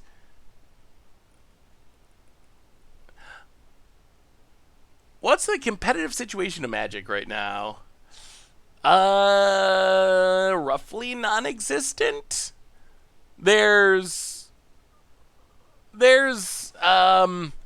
some digital tournaments. Like, there's some SCG online tournaments or like random scatter tournaments. Technically, there's still MPL and Rivals League that Wizards does, but that's kind of finishing up, I guess, and is not being renewed. But they still once in a while... Oh, man. Speaking of Jumpstart getting delayed, this is the worst thing I've ever heard. And I guess Wizards just does not officially care about pro play at this point. But so Jumpstart Historic Horizons gets delayed. The first weekend... Hey, what's up, Astafaria? Good to see ya. The first weekend in September is their next, like, Rivals MPL thing. Their gauntlet or whatever. And because Historic Horizons got delayed, they decided not to do Historic. And instead they switched it to Standard. It's going to be 12 rounds of Standard, like a week before rotation, in a Standard format that is pretty widely... I don't know if it's is disliked the right word. It's a format that people just don't care about because it's rotating. So they're going to do this big, like, this huge tournament, but it's just the worst timing. It makes me feel bad for the MPL because I feel like the Magic world is changing. That's one thing that's going on. The Magic world is changing. We are seeing more interest in formats like Commander, and all that kind of stuff. But I think really the biggest... or one of the biggest issues is the scheduling was just so poor. So many of the MPL tournaments were like right before a new set release, like during spoiler season for the next set. So the MPL's like showing off the last set when everyone's thinking about the new set. So the scheduling did not do the MPLs any favors in terms of helping it survive.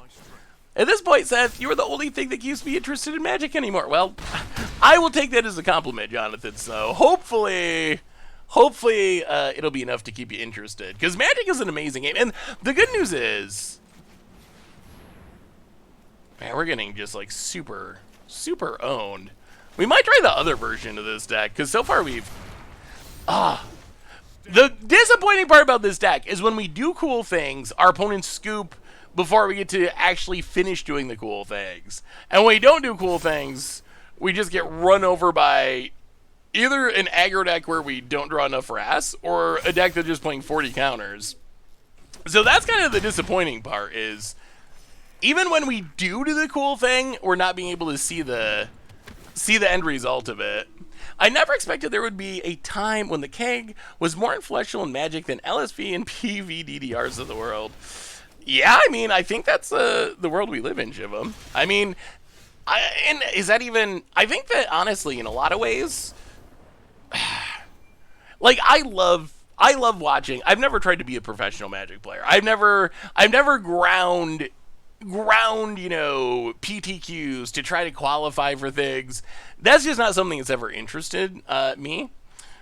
So I love watching GPs and I love watching Pro Tours. Like, I find competitive Magic very interesting to watch. So it really is a bummer to see it fading. Hopefully they bring it back. But in a lot of ways, I think the focus on Commander is going to be a positive thing for the community overall. I do firmly believe that we should. I mean, the deck has like 40 Wraths. I do firmly believe that we should be able to do both, and there's no reason to have a choice. Wizards making $1 billion almost literally a year. There's no reason we need to choose between, like, oh, can we have Commander and can we have Pro Play? But I do think that the emergence of Commander has been an overwhelming positive for Magic. We got all of our rest this time. In a matchup where they're going to be horrible because it's Teferis again. All right, draw some cards. Should we keep playing or should we just scoop?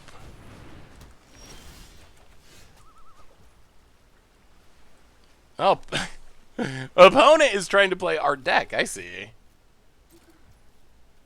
Oh, you can't pay the 1, but Mythos Luna is actually going to do things. Tap, lad. Yeah, this is a adapted version of your deck, Palazin. Oh, boot. I've been watching Magic for 15 years with Rutseth because rather than competitive Magic, because it's a terrible viewer experience. Well, this is literally the exact same deck. Unfortunately, we have a handful of...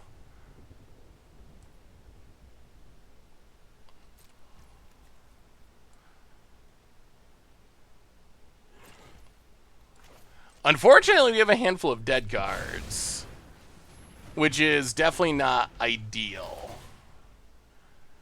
I assume this will work in our favor. I mean, all those Wraths that we were talking about against aggro, we have 40 of them in hand now, and our opponent, on the other hand, got the double vision going.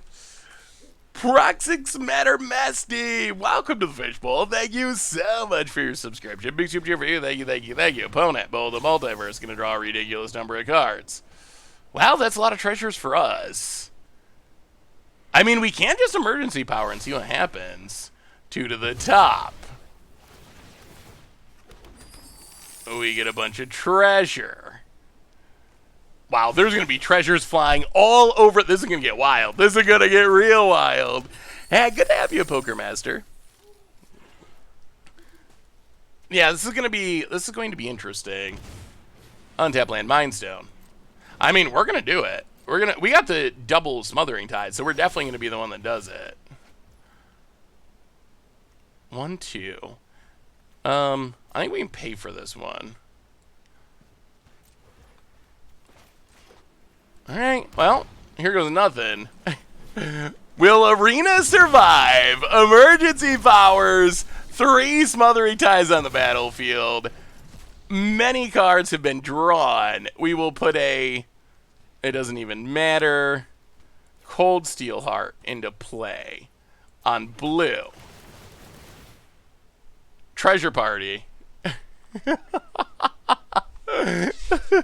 Ooh, had lethal with Crackles. Who wants lethal when you can draw cards? I actually don't think we had enough mana to lethal with Crackle, did we? We didn't have 14, did we? Decline.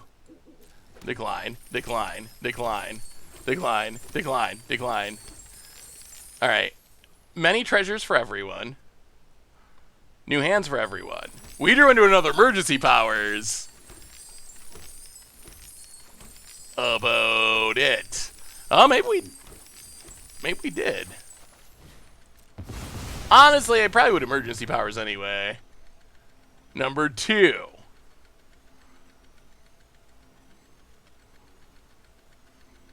About it. I think an emergency. Okay. Double teach by example.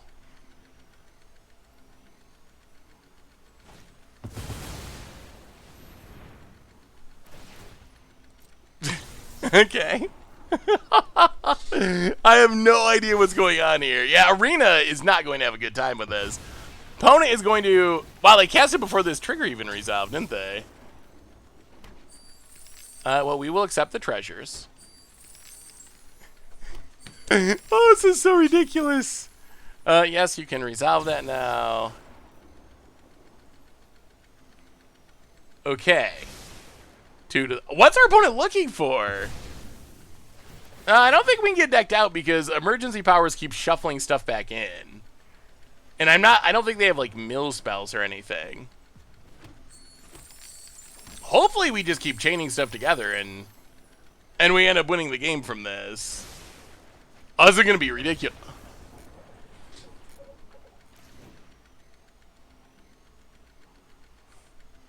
I figured oh, wait. The noise is still going. Do you hear that? Do you hear the emergency power still ticking down? That might have... I was thinking a fellow emergency powers Smothering Tithe player might actually stick around, but apparently not. Alright, Dovin. Dovin's Veto. Mystical Dispute. Pact of Negation. Go down everything that looks like a Wrath. It's still going. Is it just me that hears that? Am I going crazy? Am I going crazy, or do you actually hear the Smothering Tide still, like, ticking down the clock sound? Hopefully it's not just me. It is a little bit annoying. That was going to be... I'm actually... Normally, if opponents want to scoop, they should just scoop. Like, I would prefer sometimes... I would like it... for personal selfish reasons sometimes, if opponents would stick around in certain cases. But in general, like, if you gotta scoop, you gotta scoop. I'm not gonna blame you. But in this case, I really would have liked to see how that would have played out, because I don't know. I think we're probably gonna go off and win there, but I really have no idea. Like, that was going to be a very, very interesting... That was going to be a very, very interesting game if our opponent hadn't scooped. A quick reminder, as we go into Game 2, that our sponsor today is Card Kingdom. If you need some magic cards, you can get them over at cardkingdom.com. Miyako, best girl for the 50th month. Ooh, Dovin should be good. For the 50th month, welcome to the Fishbowl. Thank you so much for your subscription. Big super over here. Thank you, thank you, thank you. Alright, the noise went away, thankfully. It must be because the opponent scooped, like, right in the middle of an action. Opponent, Gold Steel Heart. Sure. Well, land and Cold Steel Heart. On blue. The Mythos of Eluna's been good this game, because if our opponent plays a Smothering Tithe, we can just copy it.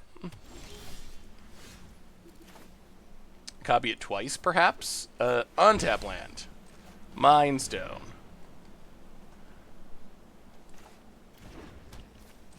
Cold Steel Heart. On blue. Go.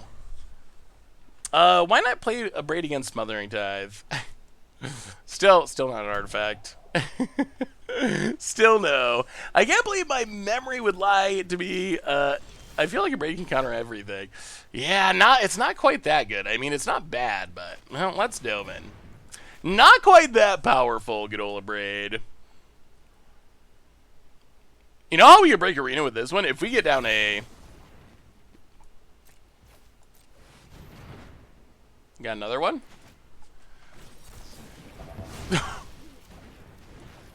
Whew! The throwing away of a Mystical Dispute. That is good for us. Opponent, Castle Vantress. Rail. Sure. Scribes with Rail. Yoda Man! Welcome to the Fishbowl. Thank you so much for your subscription. Big super favorite. Yeah, I just need liquid metal coating. Easy. Easy. I'll copy Rail. Tick up, Ral. We must prepare for tomorrow. Keep the land. Foretell. I mean, they are untapping with Ral. We could be dying. We could be dying. Did I miss Seth breaking arena or doing a belly dance? We're still working on both. We're still working on both. Oh, so this weekend, how many of you do TikTok? How many of you do TikTok? I'm curious. I assume the answer is not super high, but actually, no, maybe it is now. I don't know. I am judge, jury, and electrocutioner. I think I'm on a. I think I'm dancing in a TikTok video, maybe accidentally. Yeah. So my little. I was hanging out with my family this weekend. Everyone, most of my family was around, brothers and sisters and everyone, and my niece and my youngest sister are like definitely the TikTok generation. And we were talking about TikTok, and I was trying, because Goldfish, like the shorts that we do that go on YouTube also go on TikTok. So I was trying to figure out how to go viral. I was trying to get their advice on how you go viral, and they watched some of the Goldfish videos, and I said, not like that. That's not how you go viral. You don't go viral when by talking about a magic card. You gotta dance. You gotta dance. That's the main thing. And you gotta do TikTok trends, which I don't know anything about TikTok trends. Apparently they do. So I think I got tricked into being in a TikTok video where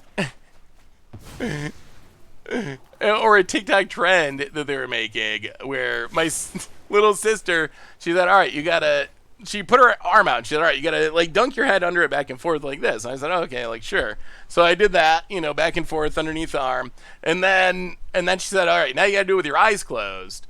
And I said, okay, so I closed my eyes, and I didn't realize, apparently then you move your arm away and you start dancing, and it looks like you're kind of like dancing. So I think I'm TikTok famous now. Of course I fell for that. I'm old. I don't know about TikTok trends. How am I supposed to know about TikTok trends? Do I really look like the kind of person who would know about TikTok trends? So yes, I have. Actually, I knew a little bit. I knew a little bit because when they said, "Oh no, come here, I'll show you," my first instinct was, "Are you going to take and like dump something on me?" Because I associate trends with like ice bucket challenge or something. So I was expecting them to like dump water on me or do something that was even more horrible. But yeah, ended up just being that.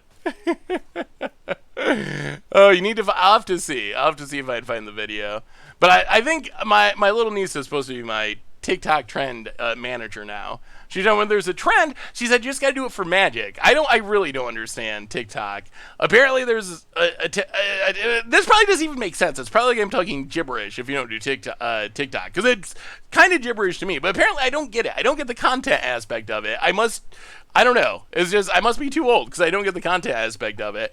But it's just like people dancing. It's just kind of like 4 people dancing, and then you put like text of a good thing, and they're like, oh, you can do it for magic. Just put like a magic card that you want, and then you got to do the dance, and it'll be great. You'll go viral.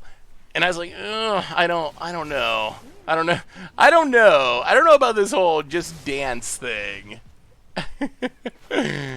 But maybe someday I'll try it. Well, double vision. Go. Yeah, TikTok, it doesn't connect with my brain. I don't know, I figured every challenge involved just like dumping stuff on someone. I thought that's how challenges worked. Like the definition of challenge is like dumping something on someone else.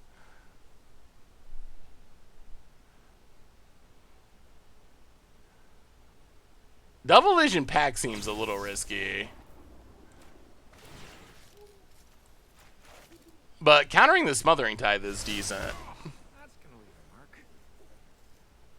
We might just emergency powers just to try to like improve our hand. That's probably a horrible idea, but Pain hurts. 1, 2. Still time for me. Opponent, scries.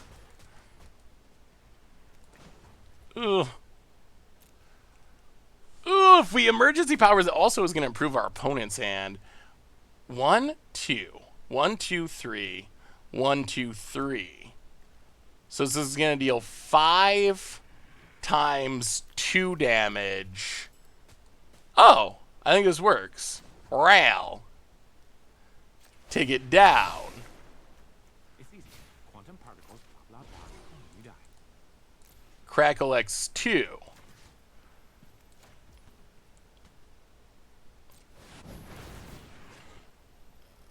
Ping ya. Copy it. Oh, Crackle with Power is actually like a legit win god. About it.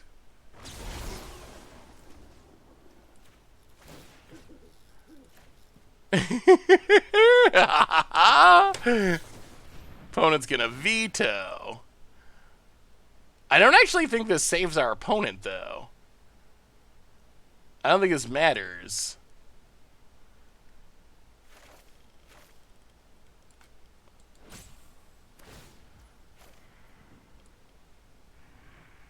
Oh, they get to counter it, so it does matter.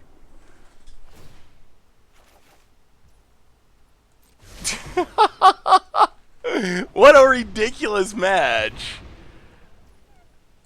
Sure. Sure.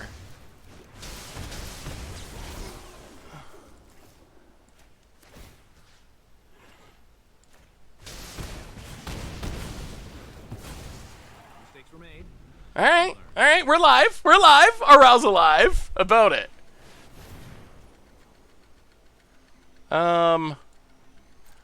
Yeah, I think we're okay with this, maybe. Sure. New hand.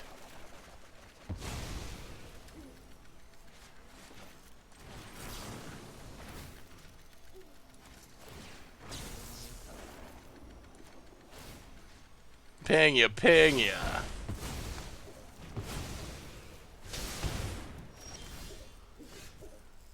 Untap. Take up Raldo's Scry. Future is not yet decided. Oh, emergency powers.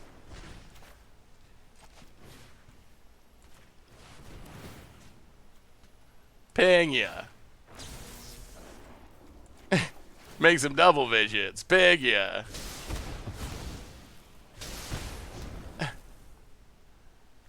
Play a land.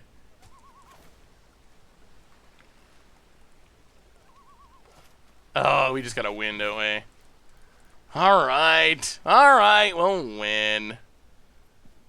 I guess we should go X5, make it uncounterable. What a weird match! We got there! In the mirror! Oh, I want to do cool things! We're trying to do cool... Let's try this other build. Let's try this. This build is really janky in another way.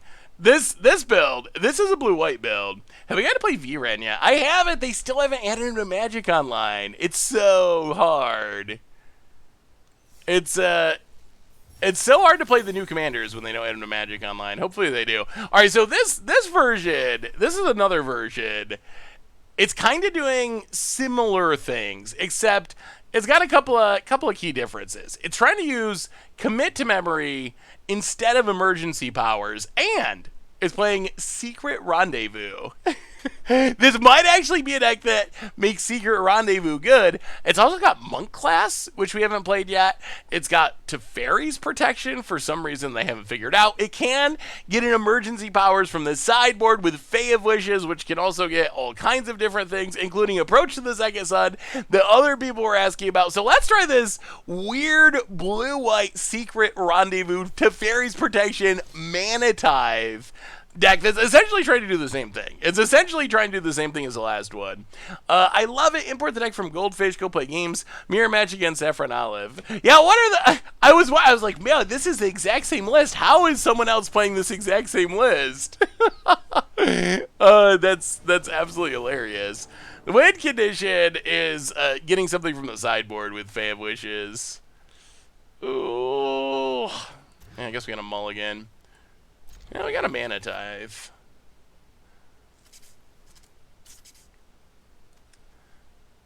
Players have no maximum hand size. Oh, maybe the plan is to Folio Fancies, eh?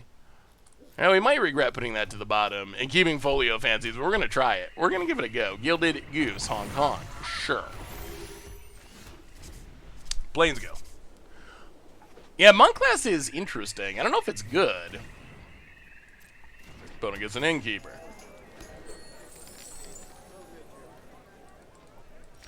Opponent's probably playing Bolus's Citadel. Well, land and Mindstone.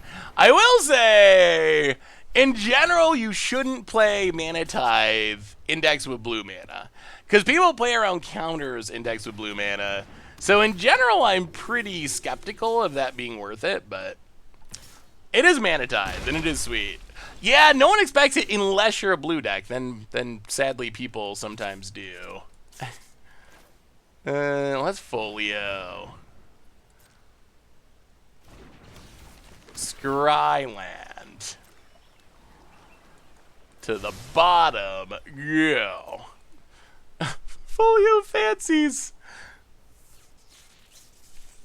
Oh yeah, the modern, if you haven't seen it, it's on the YouTube. You should check it out. Modern Enchantress is sweet, and the budget version is really fun. So if you're looking for something different to put together in Modern that's around $100, definitely would recommend Enchantress. Have y'all gotten Modern back where you're at yet? Where is everyone at with all the, like, pandemic stuff? Are magic shops open? Can you go play Modern now? Or is it still pretty much digital? Son of a diddly. All right.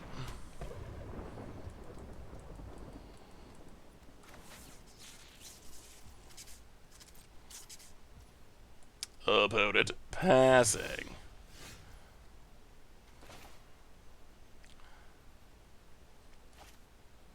Play the land. How do we get out from under this? Commit. The Citadel. They had a treasure so they could pay for the Mana Tithe. It would be nice to be able to counter it, but currently the treasure from the Innkeeper. North Texas shops have been hosting Modern for a while. Prop did a video on MTG versus Moto. I might get back into Moto. I'm a big Moto fan. I also like things about Arena too, but in general, I'm a big Moto fan. Opponent hits us. Huh.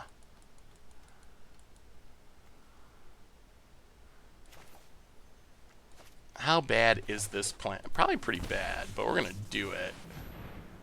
All right, new hands. Shuffle up. Huh? Juard Teferi's I'm very curious if Teferi's protection can actually do anything here. Opponent. Innkeeper. Hits us. Passes. 1, 2, 3. Well, play the land. Pass the turn. We got all these counters, but we're not really, like, making progress. Yeah, we also do a ridiculous number of lands. Ugh. Well, yeah, commit it again. Opponent untaps. Completely open Midwest Kansas. Recently started Modern League. Playing Real Affinity. Ooh. Yeah, it's sweet that Affinity is actually back. Opponent gonna cast things for free. I kind of helped him with that commit to memory, I guess. Mayhem Devil, Innkeeper. You know what? We want none of this. Peace out, Jun Citadel. I don't think this actually is going to save us. About it. Passes. Well, this deck doesn't do anything without a Smothering Tithe, though, does it? That's kind of the issue. Here you go, opponent. Draw many Magic the Gathering cards.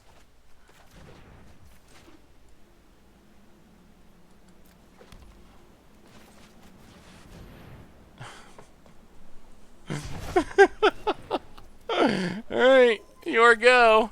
We're so dead. We're so dead. About it. Yeah, Thought Monitor is really sweet. That's been a huge deal for Affinity. Should have countered the Coco. Oh. Yeah, I guess maybe we should have. Prosperous Innkeeper for our opponent. I read your thanks to Modern Horizons. Modern is more expensive than ever article. Do you think it's worth considering the rate of inflation in your calculations? I don't know. I don't know how I feel about the... phone's just going off. Yeah, I don't know. I mean, traditionally, I've never really seen anyone do that when talking about Magic prices. So, I don't know. It strikes me as strange, but maybe that should be the norm. But I've, like, never seen anyone, like, do Magic Finance and be like, oh, this card increased so much, you know, and then be like, oh, well, if you count for inflation, like, actually Black Lotus isn't that expensive because inflation in the last 20 years. So I don't know. Should it? Like, should that be how we talk about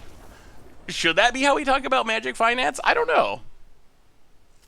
I feel like I guess it's probably, like, slightly more accurate, but probably way more work. And I'm not sure if it would just... I don't know. I don't know if whatever benefits there are would outweigh the complexity and the effort it would take to do it.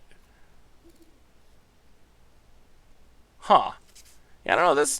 I don't know if I like this build so far. So far, I feel like this build is kind of like, well, we played one game. It's too early to judge it, but that game did not do anything spectacular. Or really anything, period. Whelming Wave. I don't know about this. Well, why are we playing Whelming Wave in this deck when you could just play an actual Wrath?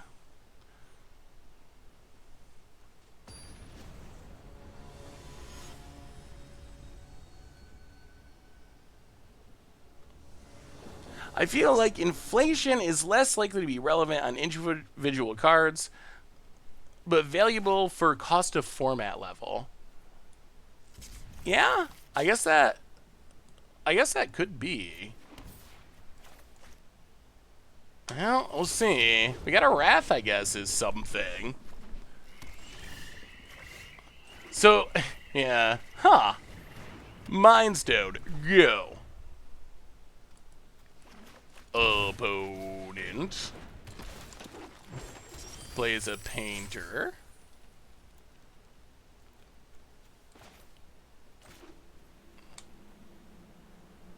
Well, tab land, go. Opponent. Maybe make it easier to just look up the dollar buying power of a dollar now compared to a dollar from when you're comparing the card price. About it. More Prosperous Innkeepers. Yes. This is... Well, let's counter that, I guess. Alright. That's not bad. So this build we're playing at the moment is... more about Secret Rendezvous than Emergency Powers, but yes, it is that deck. Clothis. Oh, Secret Rendezvous is such a not great Magic card.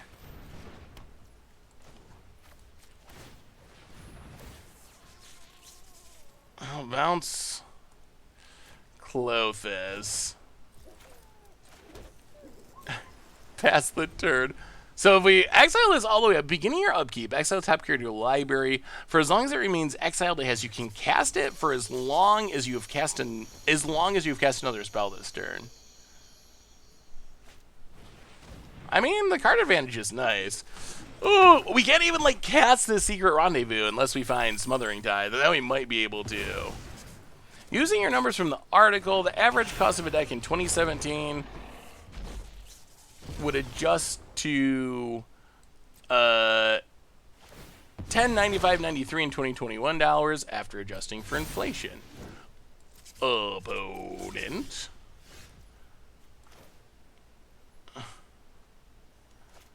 Well, I mean, this does let us Secret Rendezvous. We'll see.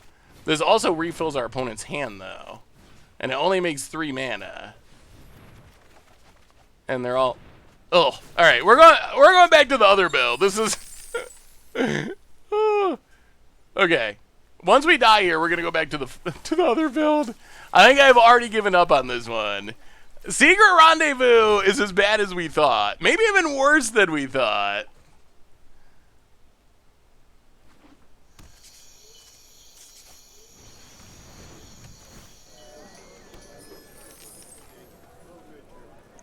Inflation is calculating a basket of goods. Match cards. Yeah, I'm not sure. I actually I don't know. I don't know if we should be using some sort of inflation to calculate stuff or not. I feel like it's not common, but maybe it should be. And I'm not 100% sure. Like, does Magic miss level? Yeah, we would have had to cash in all the treasures. So it wasn't really missed as much as not really willing. No, Narset's the opposite. We're gonna switch back to the first version. Secret Rendezvous did not inspire confidence. At least this version does cool things. So do you think Magic cards, like, I guess the other argument with Magic cards is that the price of the Magic cards hasn't really increased. That's something we've talked about a lot. So would it be right to include inflation when talking about, like, Magic deck prices, even though the price of, like, a booster pack of Magic cards is the same as it was 20 years ago or whatever? Because I think, wouldn't that be a more compelling argument to add in? Yeah. Like, if the pack price is the same, like, you get 15 cards for $4, and it's the same as it was, 15 years ago. Like, is Magic being impacted by inflation the same way that some other things might? Because it seemed like, wouldn't that mean you would just be opening booster packs would be incredibly valuable? Like, so a booster pack is $4. It was $4 in, let's say, 2000. It's $4 in 2021. But in inflation value, it should be worth twice as much now or something. So that would mean, in theory, if the cards were being impacted by inflation, but the booster packs aren't, then your $4 pack should be giving you $8 worth of cards every time because of inflation.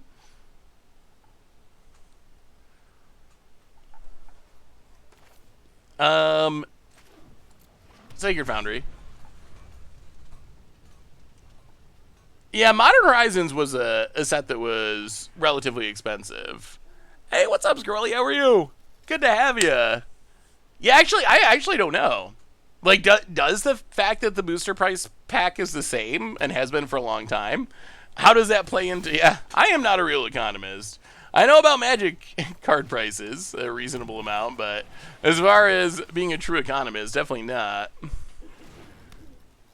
I mean, I think the price of booster packs is finally potentially going up this year. It hasn't been confirmed, although Hasbro has said things about, like, increasing prices on stuff. So I wouldn't be surprised. Oh, I don't want to play Jeskai again. I wouldn't be surprised if we actually see an increase in booster prices for the first time in a long time.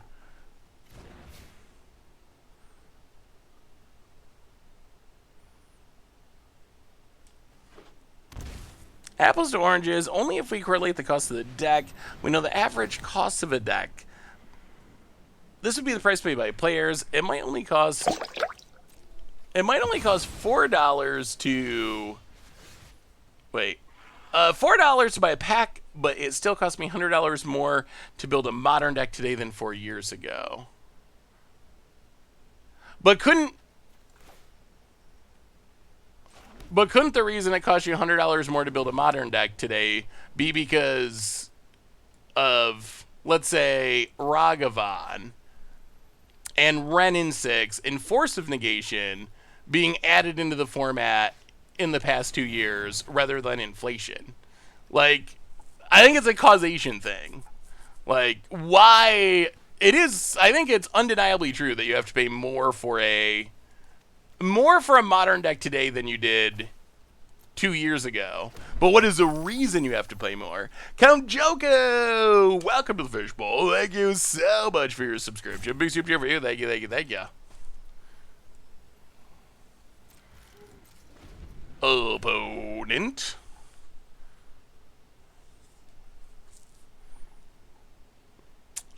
Yeah. Yeah, I guess this is, yeah. I guess I wasn't thinking this was an artifact, but it technically is. We live in a world where every card type does everything. Well, our next Prismari command can do some hole destroying, I guess, potentially. Cold Steel Heart. Opponent. Let's it go. I'll put it on. I don't think it really matters. Put it on blue, pass the turn. Opponent.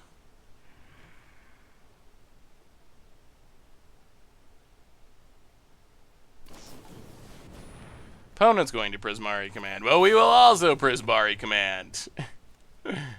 This time we will blow up an artifact and I guess loot. Ugh. I don't really feel like... I don't know if we can possibly win this matchup. We'll see. Pass the turn. Have you had a chance to play with Teleportation Circle yet? It seems perfect to pair with Panharmonicon for Historic Flicker deck. So for some reason, when I first read Teleportation Circle, I thought it let you blink a creature and an artifact, which I thought was going to be pretty powerful. Turns out it's a creature or an artifact, which is kind of disappointing because then isn't it just Thassa? Except you can destroy it, or very similar to Thassa, except it can't tap things and you can't destroy it. So that kind of dampened a lot of my hype for it, for just playing it in most Panharmonicon decks, because I feel like it's in most decks it's worth Thassa. You gotta have a reason or a way to take advantage of blinking artifacts, or maybe you gotta be a color that Thassa's not in. But yeah, I thought you could blink two things, and I thought, wow, that's gonna be absolutely insane. But if it's either or, it's a little less exciting to me. I still think it would be fun, but I feel like it would basically be doing the exact same thing as Thassa. Is Emergency Powers really the cheapest wheel in the format? Yeah, Historic does not believe in wheels. They do not have cheap wheels at all. Is there a way I can find the 4-color recruiter list you played last time? Yeah, I think I'd find that. Give me a minute. Yeah, deck is pretty fun. That is 4-color recruiter. How do you feel about cutting some of the main deck rest for thrilling discovery, some main deck anti-control stuff? Well, I guess the question is, are we going to keep playing control constantly? If so, then it could be worth it. I mean, it's also possible this deck is just really bad against control. I think that's probably likely. The deck's built around tapping out for things that cost like 4, 5, 7 mana at sorcery speed, which that is like the dream for a control deck that's playing a bunch of counter spells. So it might be that even if we did make those changes, the deck might still be in a pretty bad position against control.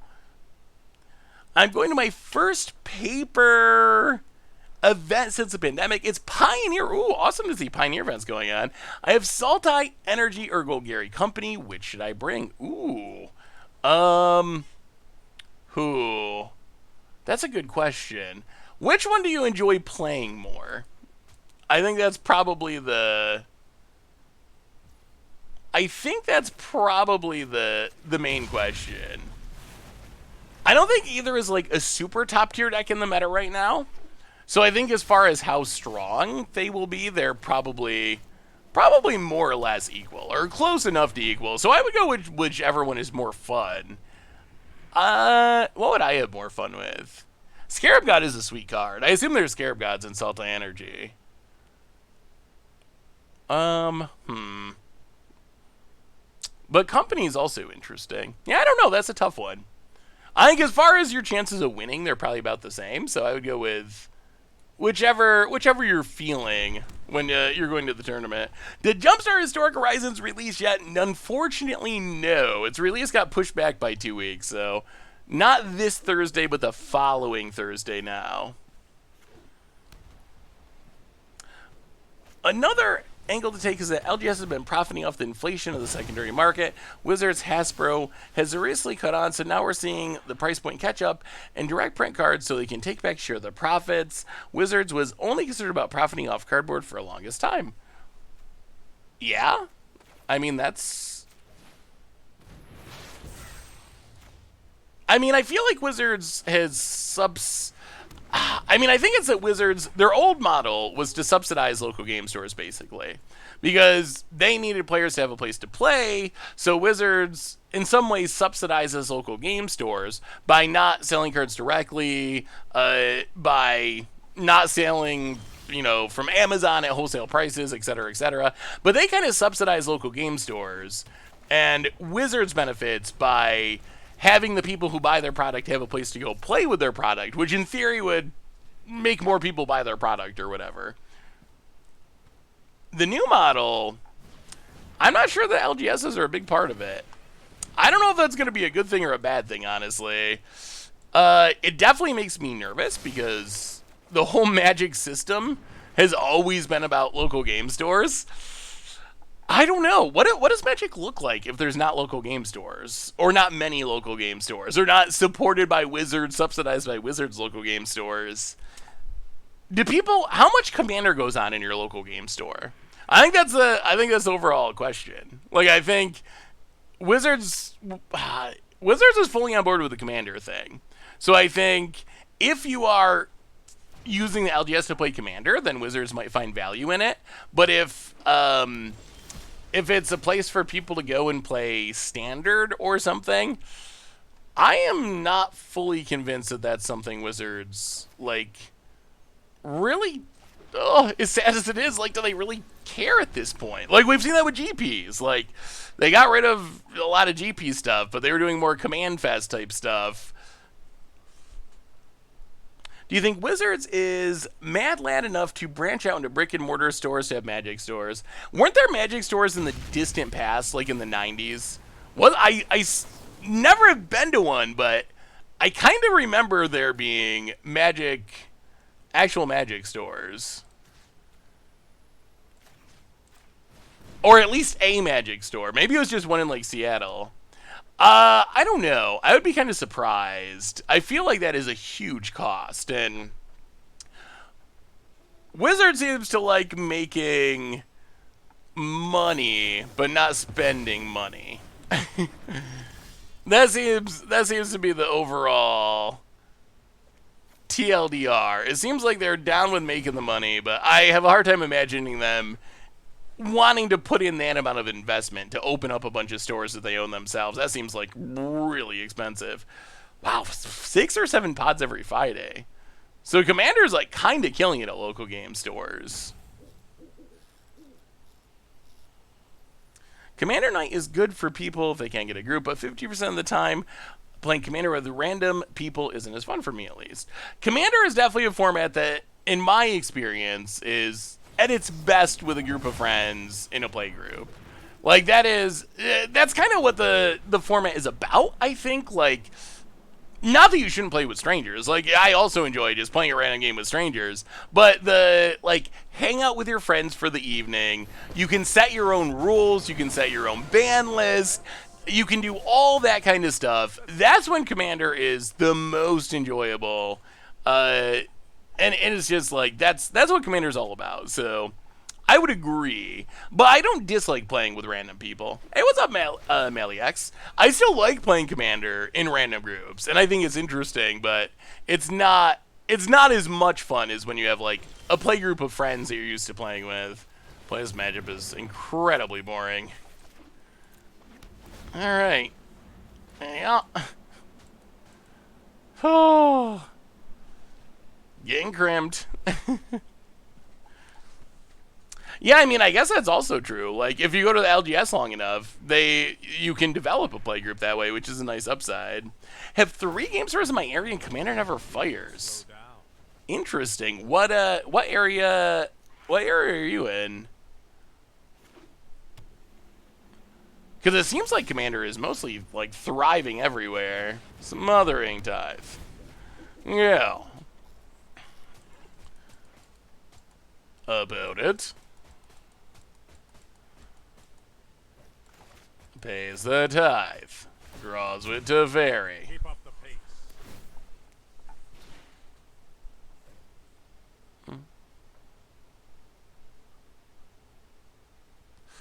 Yeah, I mean, not everyone likes Commander. It is... I don't know. I think if you're playing it with friends, it's pretty much always fun. Really? Iowa City, not a big Commander scene. I would not have guessed that. Opponent passes. Smothering Tithe. Go.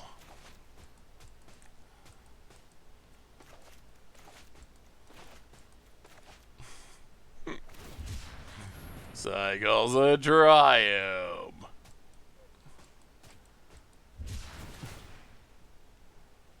We get some but they're trying really hard to pay for all these Smothering Ties. they're giving it a wow, they paid 4. Okay, draws with Teferi. Are you gonna pay? Opponent is really going. Wow! Wow, they really are. I've never seen such a thing. How much mana?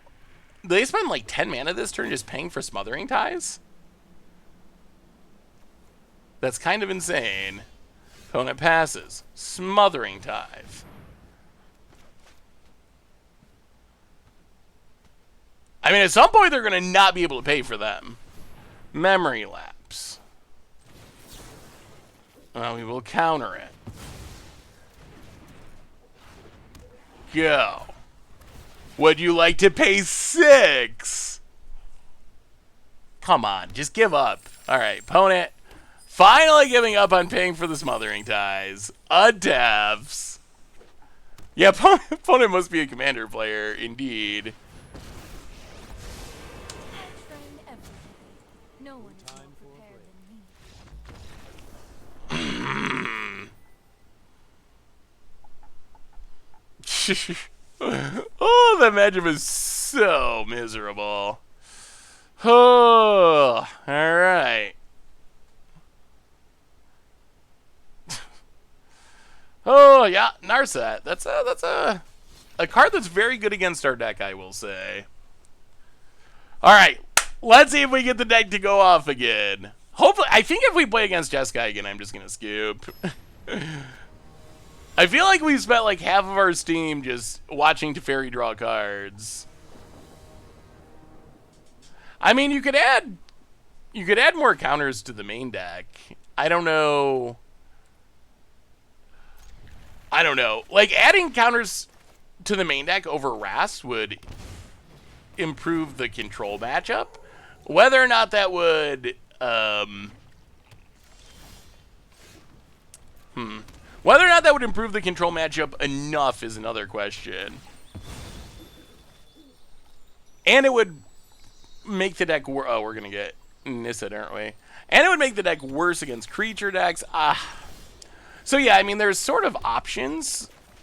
Just how effective they would be, that's up for debate. Bonet cultivates. I mean, the other possibility with a deck like this, actually, you know what? Let's go look at it. We're at the bottom of platinum at the moment anyway, so this isn't going to hurt rank. Like, what if we played real ramp? What if instead of playing these mana rocks that keep getting killed by things, what if we tried to play real ramp spells that actually put lands on the battlefield and actually drew us cards? Like, what would that do? Like, what if we just took... We're already playing a million colors. What if we got rid of these and added in Explore, Grow Spiral,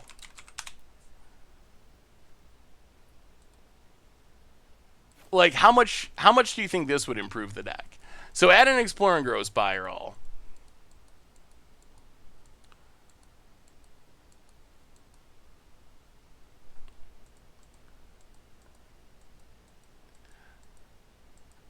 The upside of red, though, is it does offer the ability to finish the game, which is nice. We don't really have a finisher without being in red. At least a super clean one. So we need the white. We need red at some point. I mean, I guess we just play the World Tree. And just trust that that's going to fix it eventually.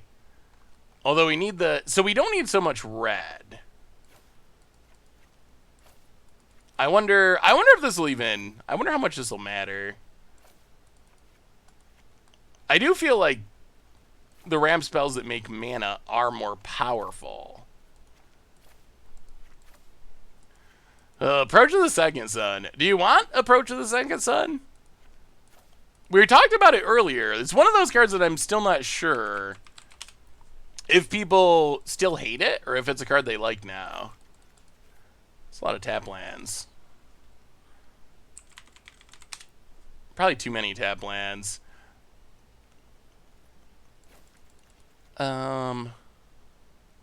Actually, no pathways. Temple Garden. Breeding Pool.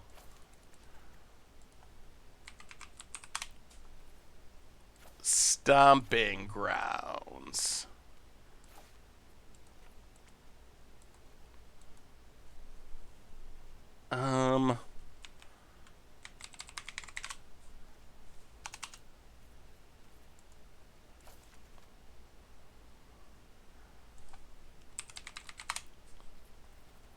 All right. Plains, forest, mountain, island.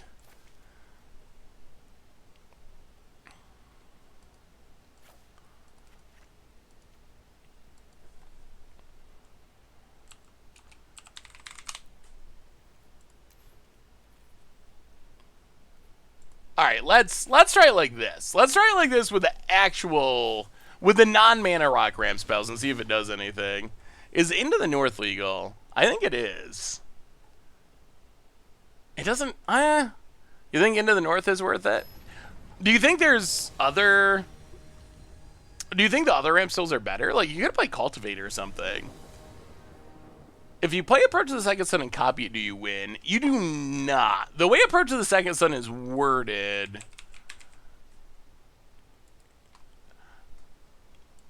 it says, if Approach to the Second Sun was cast from your hand, and you've cast another one named Approach to the Second Sun. So since it's copied, and because if you cast it from your hand and then copy it, you wouldn't have cast another spell named Approach to the Second Sun. So it basically doesn't work with copying effects. You really do have to actually really cast two of them for it to work. And you do have to resolve the second copy. That's also true.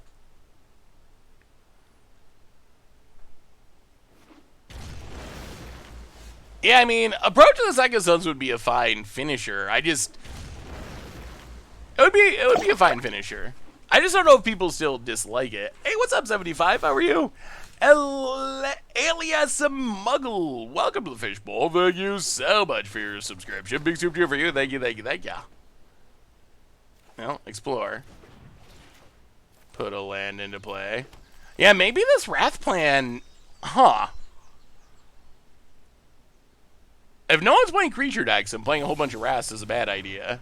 If everyone's just playing control, then having like 8 or 9 Wraths in your deck is not going to get the job done. Do we care if people don't like it?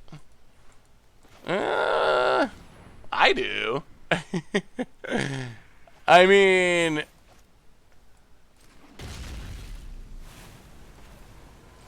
in general, I like to play decks that people enjoy watching. Opponent, more Magma Opie. Sphinx's Revelation could be interesting. Mr. Wardis, welcome to the Fishbowl. Thank you so much for your subscription. First time sub. Big scoop cheer for you. Thank you, thank you. Oh, sweet mother. So many wraths. This is making me want to cry.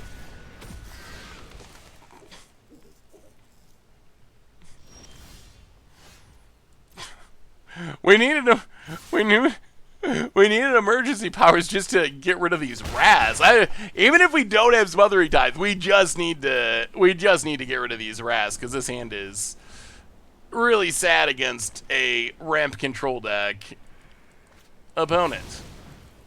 Oh, they have creatures. Okay. Well, I guess that makes me feel slightly better. There will be something to wrath at least. Opponent passes.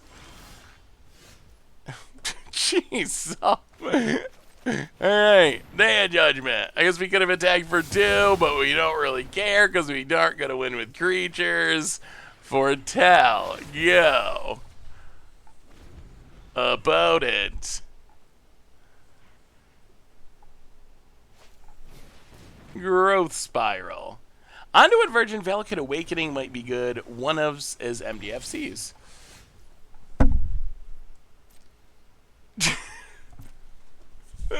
That's another Wrath. What a weird draw. We have just drawn all, and they're going to play... yeah. Genesis Ultimatum. Draws a bunch of spells. Oh, dear. Oh, dear, oh, dear. It is Oops All Raz. This is the most ridiculous number of Wraths I've ever seen. Mystic's Mastery Magma Opus. Sure. Ah, that might be it. We might not have enough colors of sweep. You know what? Let's try this one more time. We're playing against control like 50+% of the time. Let's give it one more shot. We're gonna one more shot before I go upload the podcast here in a few minutes. All right, so I know what's gonna happen. I know what's gonna happen is we're gonna take out the Raz, and then we're gonna immediately play against like 5 creature decks in a row or something. But I mean, I think having access to Wraths, and this is after we already cut some Wraths. The original deck had even more Wraths than this. It was playing, I don't know, the biggest number of Wraths I've ever seen, like 11? Some very, very high number. All right, add a more card draw.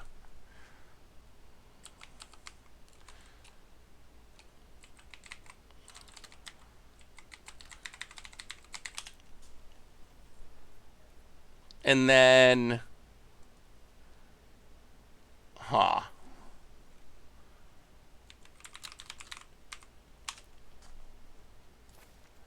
yeah, maybe Hour of Promise is fine.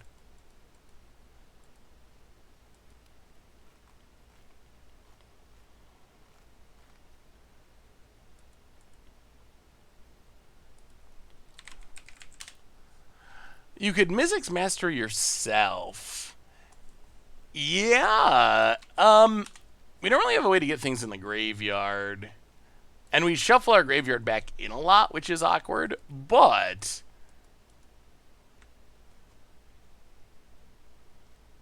it would be sweet when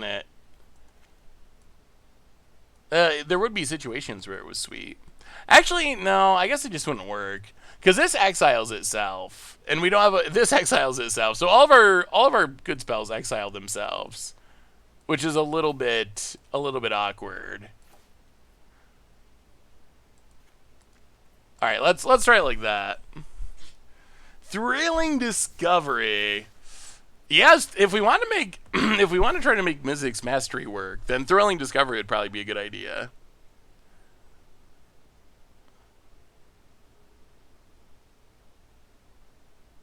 Are we running Deserts for Hour of Promise? No. Went 7-2 in the free Kaladesh draft. Pure luck, I'm trash at limited. Congrats. That's the way to build a collection. If you can get 7 wins in limited, that certainly helps. Oh my god. We are up against the creature deck now. Oh no. Oh no. Alright. Seagate Restoration, go. Well, we still have a Wrath. But yeah, we're definitely not up against the control deck now. Swamp for our opponent. And Thoughtseize. Number 1. Oh, we've already played Bard Class a couple of times, but I'm sure we'll do more Bard Classing at some point in the future. It is a really sweet card. Always fun. Opponent. Kroxa.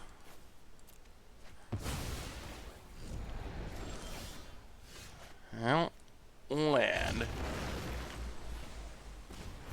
For Talgo.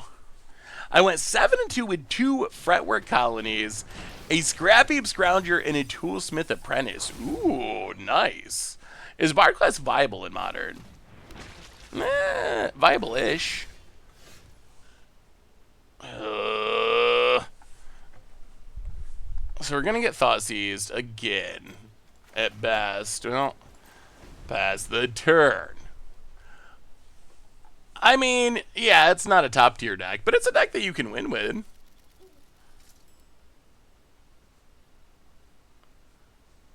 It definitely does some awesome things. It's a really fun deck to play with. Which Pioneer legal set do you think has the best art? Ooh. That's a good question. I haven't really thought about Pioneer. What would be the best art in Pioneer? Opponent gets in. Thoughts uses a Wrath. I feel like there's not a lot of distinctive art in that era. I feel like this is kind of the... I don't know. None of these sets to me have very... They all have different themes, and the planes are different. But none of them have super distinctive art styles, really. Like, they're all kind of samey. Kaladesh is probably the closest to being different. But if you go back to, like, some of the older sets, I think Lorwyn definitely stands out. Lorwyn, the Shadowmoor, Eventide, Morningtide, that was a plane that had really unique art. I guess there was just more weird, different art in the old days. What would the best art be for Pioneer? I'm actually curious. All right, opponent hits us. Alara, I mean, I'm not saying the art's bad. It's not bad. It's just, I don't know. Nothing in the Pioneer set pool sticks out to me as like being very distinctive. Except for maybe Kaladesh, with kind of the steampunk thing was pretty unique. Bottom.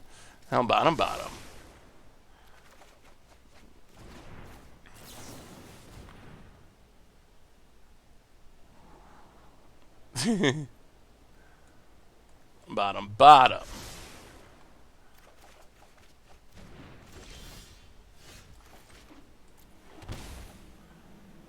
Outland Smothering Tithe. Oh, yo. 1, 2, 3, 4, 5. Village Rites draws cards. I don't know. Are you going to pay the 2? Are you a commander player? We're about to find out. Kaladesh wasn't really even steampunk. That's kind of like the Magic steampunk, isn't it? Opponent.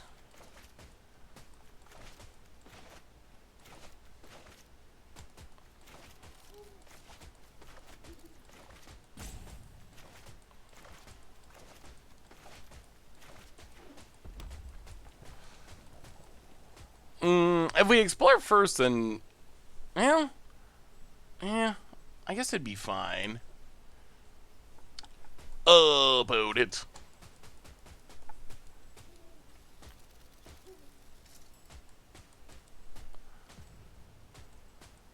The clock is running low. Oh, did you see the huge conversation about roping on Arena in the last day or two? All right, opponent goes with the Croxa.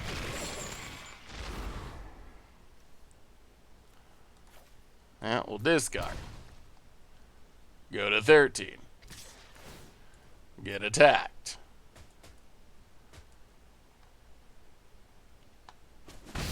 Opponent passes. Now, Wrath you. Can we find emergency powers? Temporarily sweep the board. Play and explore. Put a Triome into play. Go. 1, 2, 3, 4, 5, 6. We're getting close. We need the emergency powers. We'll see if our opponent pays for the treasure. We might have a shot. Have you thought about cutting the red and going for Revel in Riches as a win con? It would be if you wanted to win with the Revel in Riches challenge. Smothering Tithe is the easiest way to get there, I think, or one of them. Oh, is this just Thoughtseize Croxa return? That's not great. The only downside is you gotta wait a turn.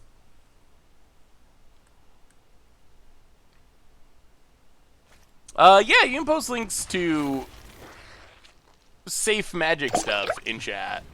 Opponent's gonna fame, gonna attack, gonna Thoughtseize again. The Starman DX! Welcome to the Fishbowl. Thank you so much for your subscription. Big super for you. Thank you. The downside of Revel in Riches is you gotta wait a turn. Like, if we combo off and have a bunch of treasures, normally we win right away, rather than having to pass and wait and try to win on our next turn. But if you wanna get the against the odds win with Revel in Riches, I do think that something along these lines is probably a good way to get it done. All right, can we draw? And emergency powers. If we do, there's a reasonable chance that we win this game. World Tree. Well, now there is very little chance that we win this game. We're just dead immediately. All right. Well. Immediately dead.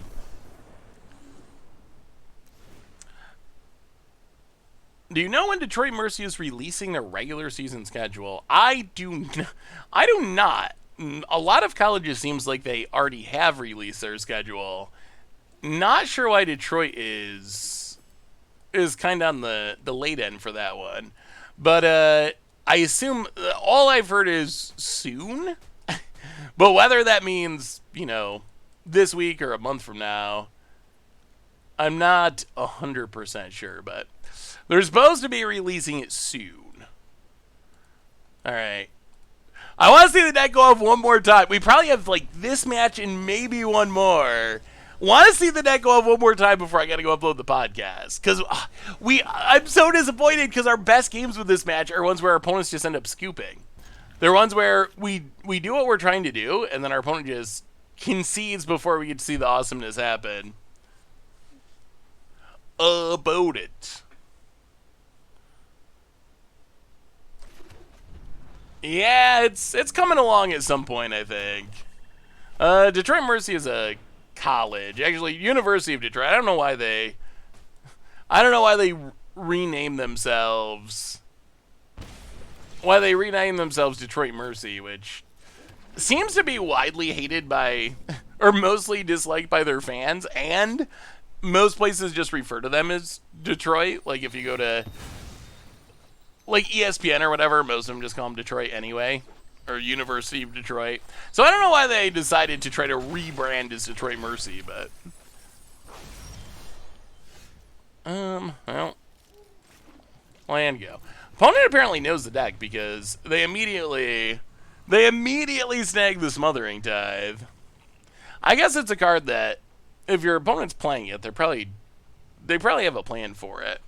The roping conversation. Oh, there was like a big conversation on social media because there was someone who posted something along the lines of, "Hey, see ya, Bidooey.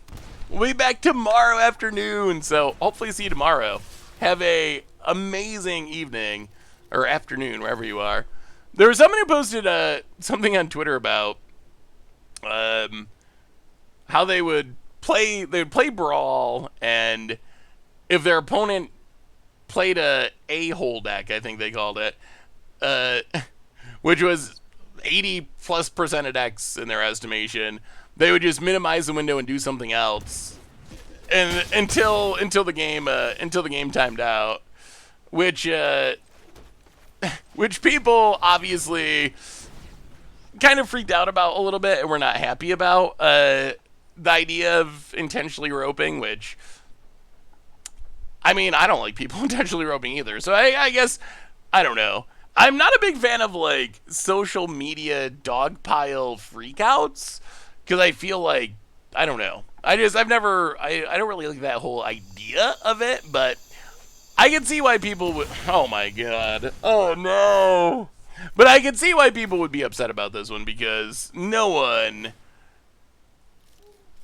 really likes like timing out. Well, tap land. Oh. Well, Stitcher Supplier. Well, I'm excited for the Historic Shakeup. Most likely the next time we play Historic, sweet mother. Most likely the next time we play Historic, we are going to have a brand new format with a million new decks, which I'm excited for. And I think, honestly, it's weird because we just got a new set, but a Shakeup's probably not a bad thing. I feel, have we only played like 3 decks today? I feel like we've played Rakdos Arcanist, some Control Pile, and straight up Sack. I feel like that's been it. That's about it. I left for 10 minutes, suddenly we were putting green. Oh boy, that's a lot of what we want if we can get there. Green, the main thing green offers that we're checking out is better ramp. Rather than mana rocks, we have like explores, and we have things like explore, which and growth spiral, which are really nice ramp spells because they help us find our combo pieces while also ramping us. Ugh, another control deck. Oh no mana. Alright, opponent. Will anyone be able to afford new decks? That is kind of the issue. Why not do Kalian Treasure Brawl? Yeah, Kalian would probably be a fun Brawl commander. I don't play too much Brawl. Every once in a while. Do you have a sweet Kalian list? Yeah, the price thing is the biggest issue. Opponent cultivates. This would be a good turn to draw land. A white source, perhaps. Opponent. Opponent's getting their ramp on.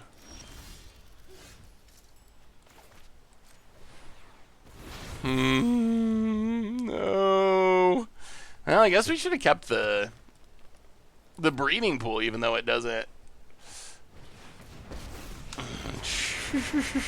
All right. Okay, here's what we're gonna do. I gotta go upload the podcast, so we're gonna restart, and we're gonna do one more game, and we're gonna, you know what? We're gonna do one more game to give the deck one more chance to go off for people who weren't here at the beginning when we kind of got to go off a few times, other than opponent scooping early. But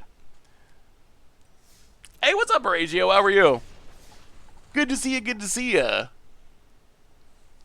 I mean, obviously in combo against Sparky, but you can do anything against Sparky.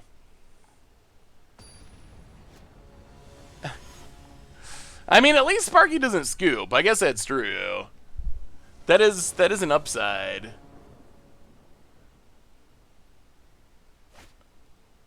You're getting magicked out. Oh no. So what made you decide to sell your collection? Well, we'll see. Oh, if this is Jeskai, then I'm scooping. We've reached the no Jeskai part of the stream. Well, play the land for Tal. Go. About it.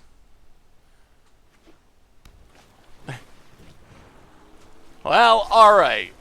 If we don't combo off against this person, we will play a game against Sparky.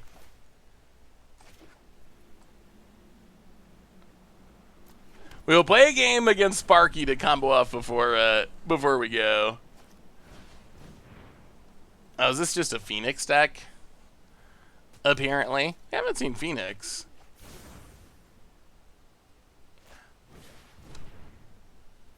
Pillar of Flames. Oh, I got 2 Phoenixes in the graveyard. Sure. Yeah. Well, here comes a bunch of Phoenixes. We get smacked.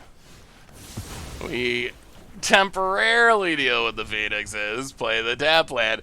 I mean, we're not that far. Oh, they're going to be able to get them back. We're not that far away from God Voyage. We got 5 lands. We got the Smothering Tithe.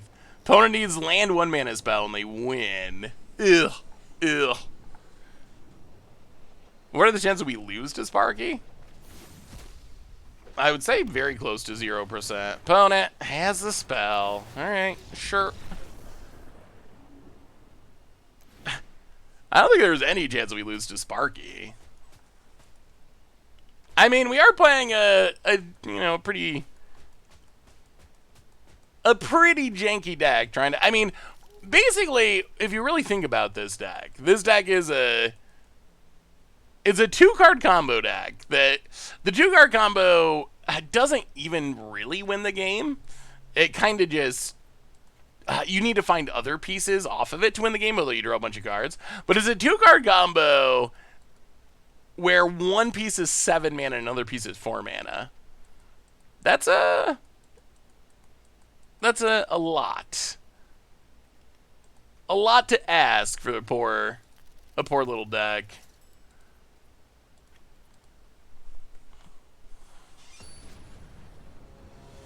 When did TSG have an animation? Need some counters. Yeah, there's a lot of counters in the sideboard. Well, start playing the tap lands. We got a Smothering Tithe. I mean, I think the biggest issue with this deck, honestly, is much like a Heartless Summoning deck. It's really all in on Smothering Tithe. Like, if we don't have Smothering Tithe, the deck it doesn't do anything. So it's all about finding that one card, and it's not always easy to have that one card. So that is the hard part. Well, we're getting there. We got the Smothering Tithe. We got the emergency powers. Can we live long enough? Opponent. Looting. getting things in the graveyard. I mean, we can Prismari command up to 5 mana. Oh my god, double Phoenix again! Oh my god, opponent plays a land.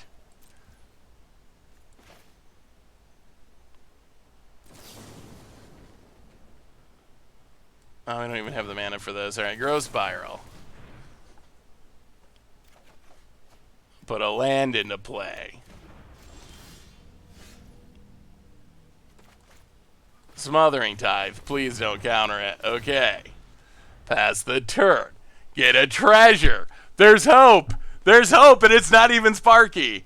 We got a shot. We got a shot. We got a shot. We might be going off.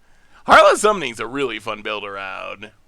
Oh, thankfully no Eldrazi in Innistrad anymore. I'm sure we'll get more Eldrazi again in the near future, but not quite yet. Double Vision?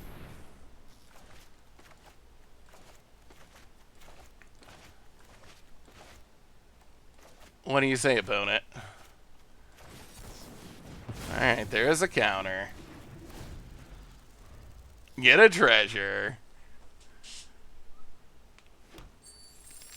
I mean, we got the emergency power. Opponent's gonna opt. We got the emergency powers in hand. We might not need Sparky. We might not need Sparky. Vote it. Thinking. Opting. Finale. Gonna get back the Phoenixes, but is tapped down. Alright. We will see. We will see. Oh, opponent's going all the way. Okay, we're gonna have a lot of treasures.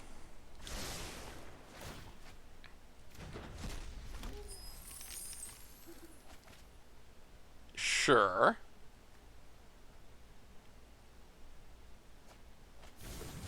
Oh, 3 Phoenixes. Jeez, that's a lot of Phoenixes. Plays a tap land. Gets back a board full of Phoenixes.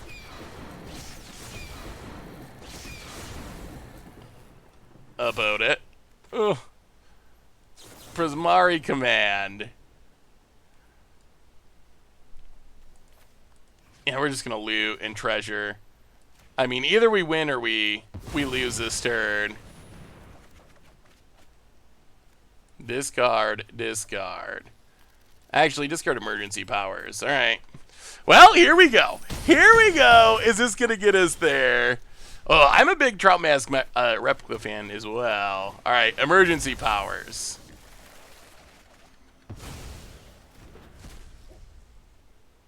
Put a land into play.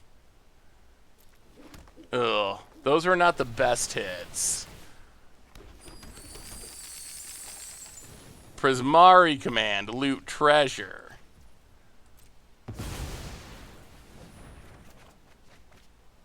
Oh no!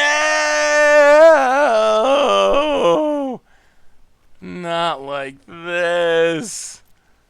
Oh. Growth Spiral. Into more ley lines. Growth Spiral. Oh, and death. Alright. Well, Sparky it is. Oh. Alright. Well, bring on Sparky. Leyline Wrath? I mean, we're trying to combo. I mean, I guess, yeah, maybe. I don't know. Like, sure. We're trying to do cool things, though. Like, the idea is we're trying to, like, go off and do cool things with the deck. I don't know if, like, Leyline Wrath, hope they don't burn us out. Like, is that... I don't know if that's what we're trying to do here. I feel like we're trying to have this huge combo turn. Like, that's the goal that we've been trying to do this entire time. So I guess maybe it was better to just be like, oh, okay, we fizzled. Just, like, cast a Wrath and move on. But we had multiple draws to hit an emergency powers and keep the combo going and be able to win the game. So that was the That was the main goal. Well, alright. I mean, we're going to go up against Sparky, and Sparky cannot scoop. Like, that's not allowed. Sparky does not have the ability to concede. Kill you. Make a treasure. Opponent hits us for 1. Grow Spiral. Put a land into play. Stomping Grounds. Smothering Tithe. Go. Are you paying? What? Sparky's a commander player? Sparky scooped you? Really? I didn't know Sparky was allowed to scoop. That's a thing they're actually allowed to do?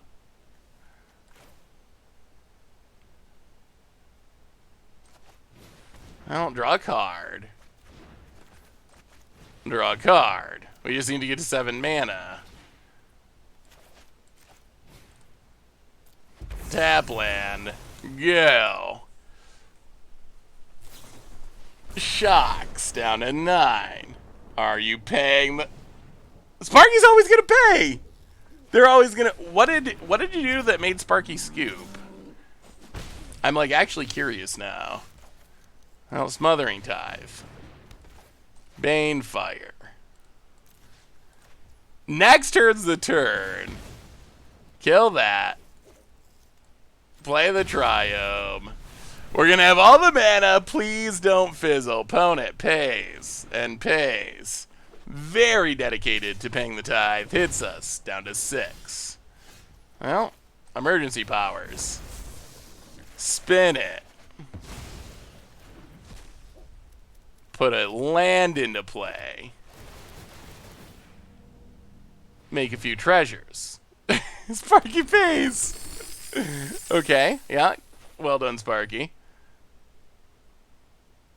Play the land. Wrath away the Minotaur, I guess. Wall of Chaos! Welcome to the Fishbowl. Thank you so much. Actually, let's cycle this. Thank you so much for your subscription. Big super chat for you. Thank you, thank you, thank you. Cycle the Triome. Emergency powers, number 2. 14 mana. Oh, thank you, Sparky. None of our other opponents ever said, oh, that's a really powerful card.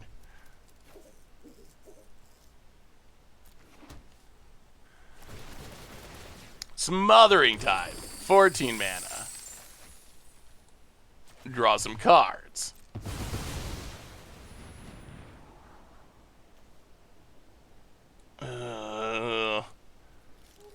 Bottom.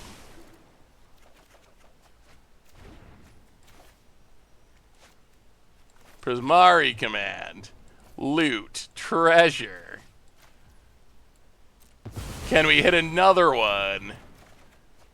No. Discard. Discard.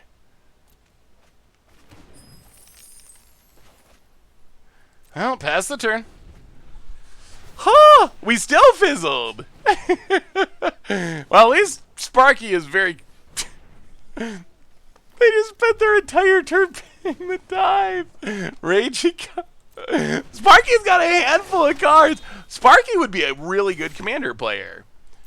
Sparky would never get yelled at for not playing Furistic Study. Never. Unlike me. Oh, we were needing 1 card deeper. Alright, so... Foretell. This has got to be the turn. Foretell.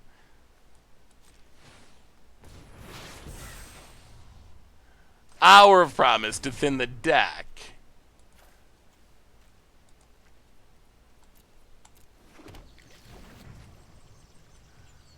One, 2, 10, 11. Well, all right. Emergency powers. Make a bit of mana. 21 treasures incoming. Put a land into play.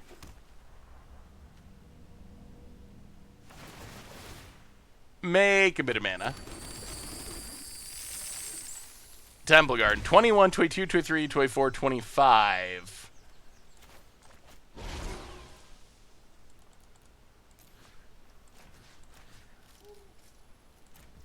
and... Oh, wait. Too many. Crackle with 1,000,000 mana.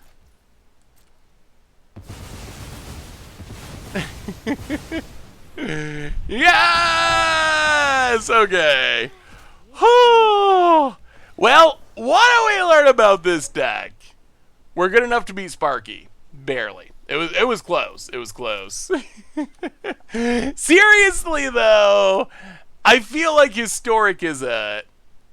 After playing the deck, I was really excited for this deck because I love the combo of Smothering Tithe emergency powers. And while I think you can probably scrape out some wins here and there, and our record wasn't ridiculously bad, I feel like the current Historic meta is probably not in the right place. There's so much control. If it's not control, it's aggro. And those are just not ideal matchups for this. Control just counters our stuff. Aggro can beat us down if we don't draw Wrath. So I feel like, I don't know. It's definitely an against the odds deck. I don't know if our changes made it significantly better. We kept adding and changing things. I do think the initial build we started with like 10 Wraths or whatever, I don't think we can play that in a meta where we're playing against Jeskai like every other match. But the combo's sweet, and the combo turns are pretty good. But yeah, hard to disagree. You have the wrong list, dude. What's your list, Leviathan Live? I'd be curious to see what is the right list, but.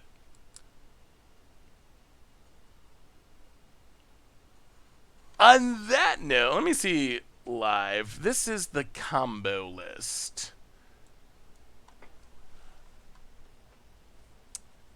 Oh, I mean...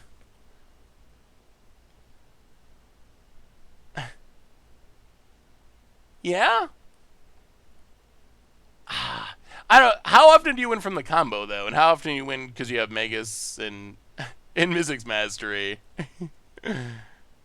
I mean, are you just, like, looting away emergency powers in Smothering Tithe and then winning with Magma Opus?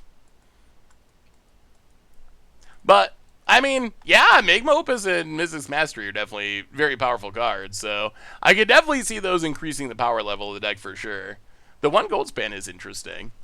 On that note, everyone, I believe that brings us to the end of our... You got Mythic with it. Congratulations.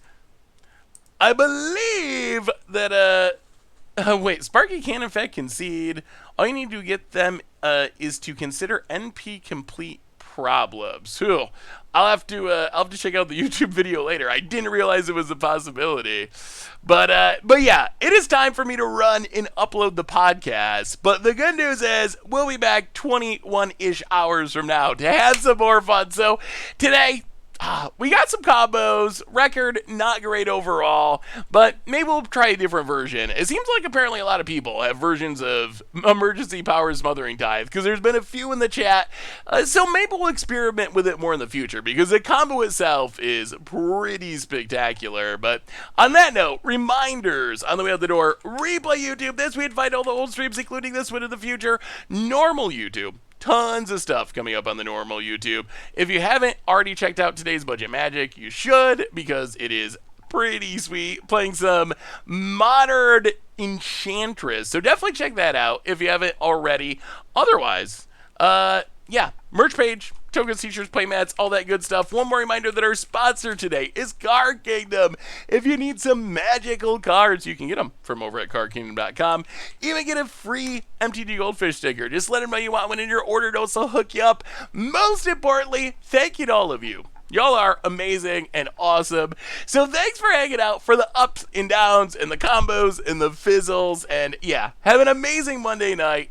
Thanks for being awesome. I love y'all. And yeah, I will see you tomorrow. So until then, have an amazing day. And I'll see you all tomorrow afternoon. So until then, I'll talk to you soon.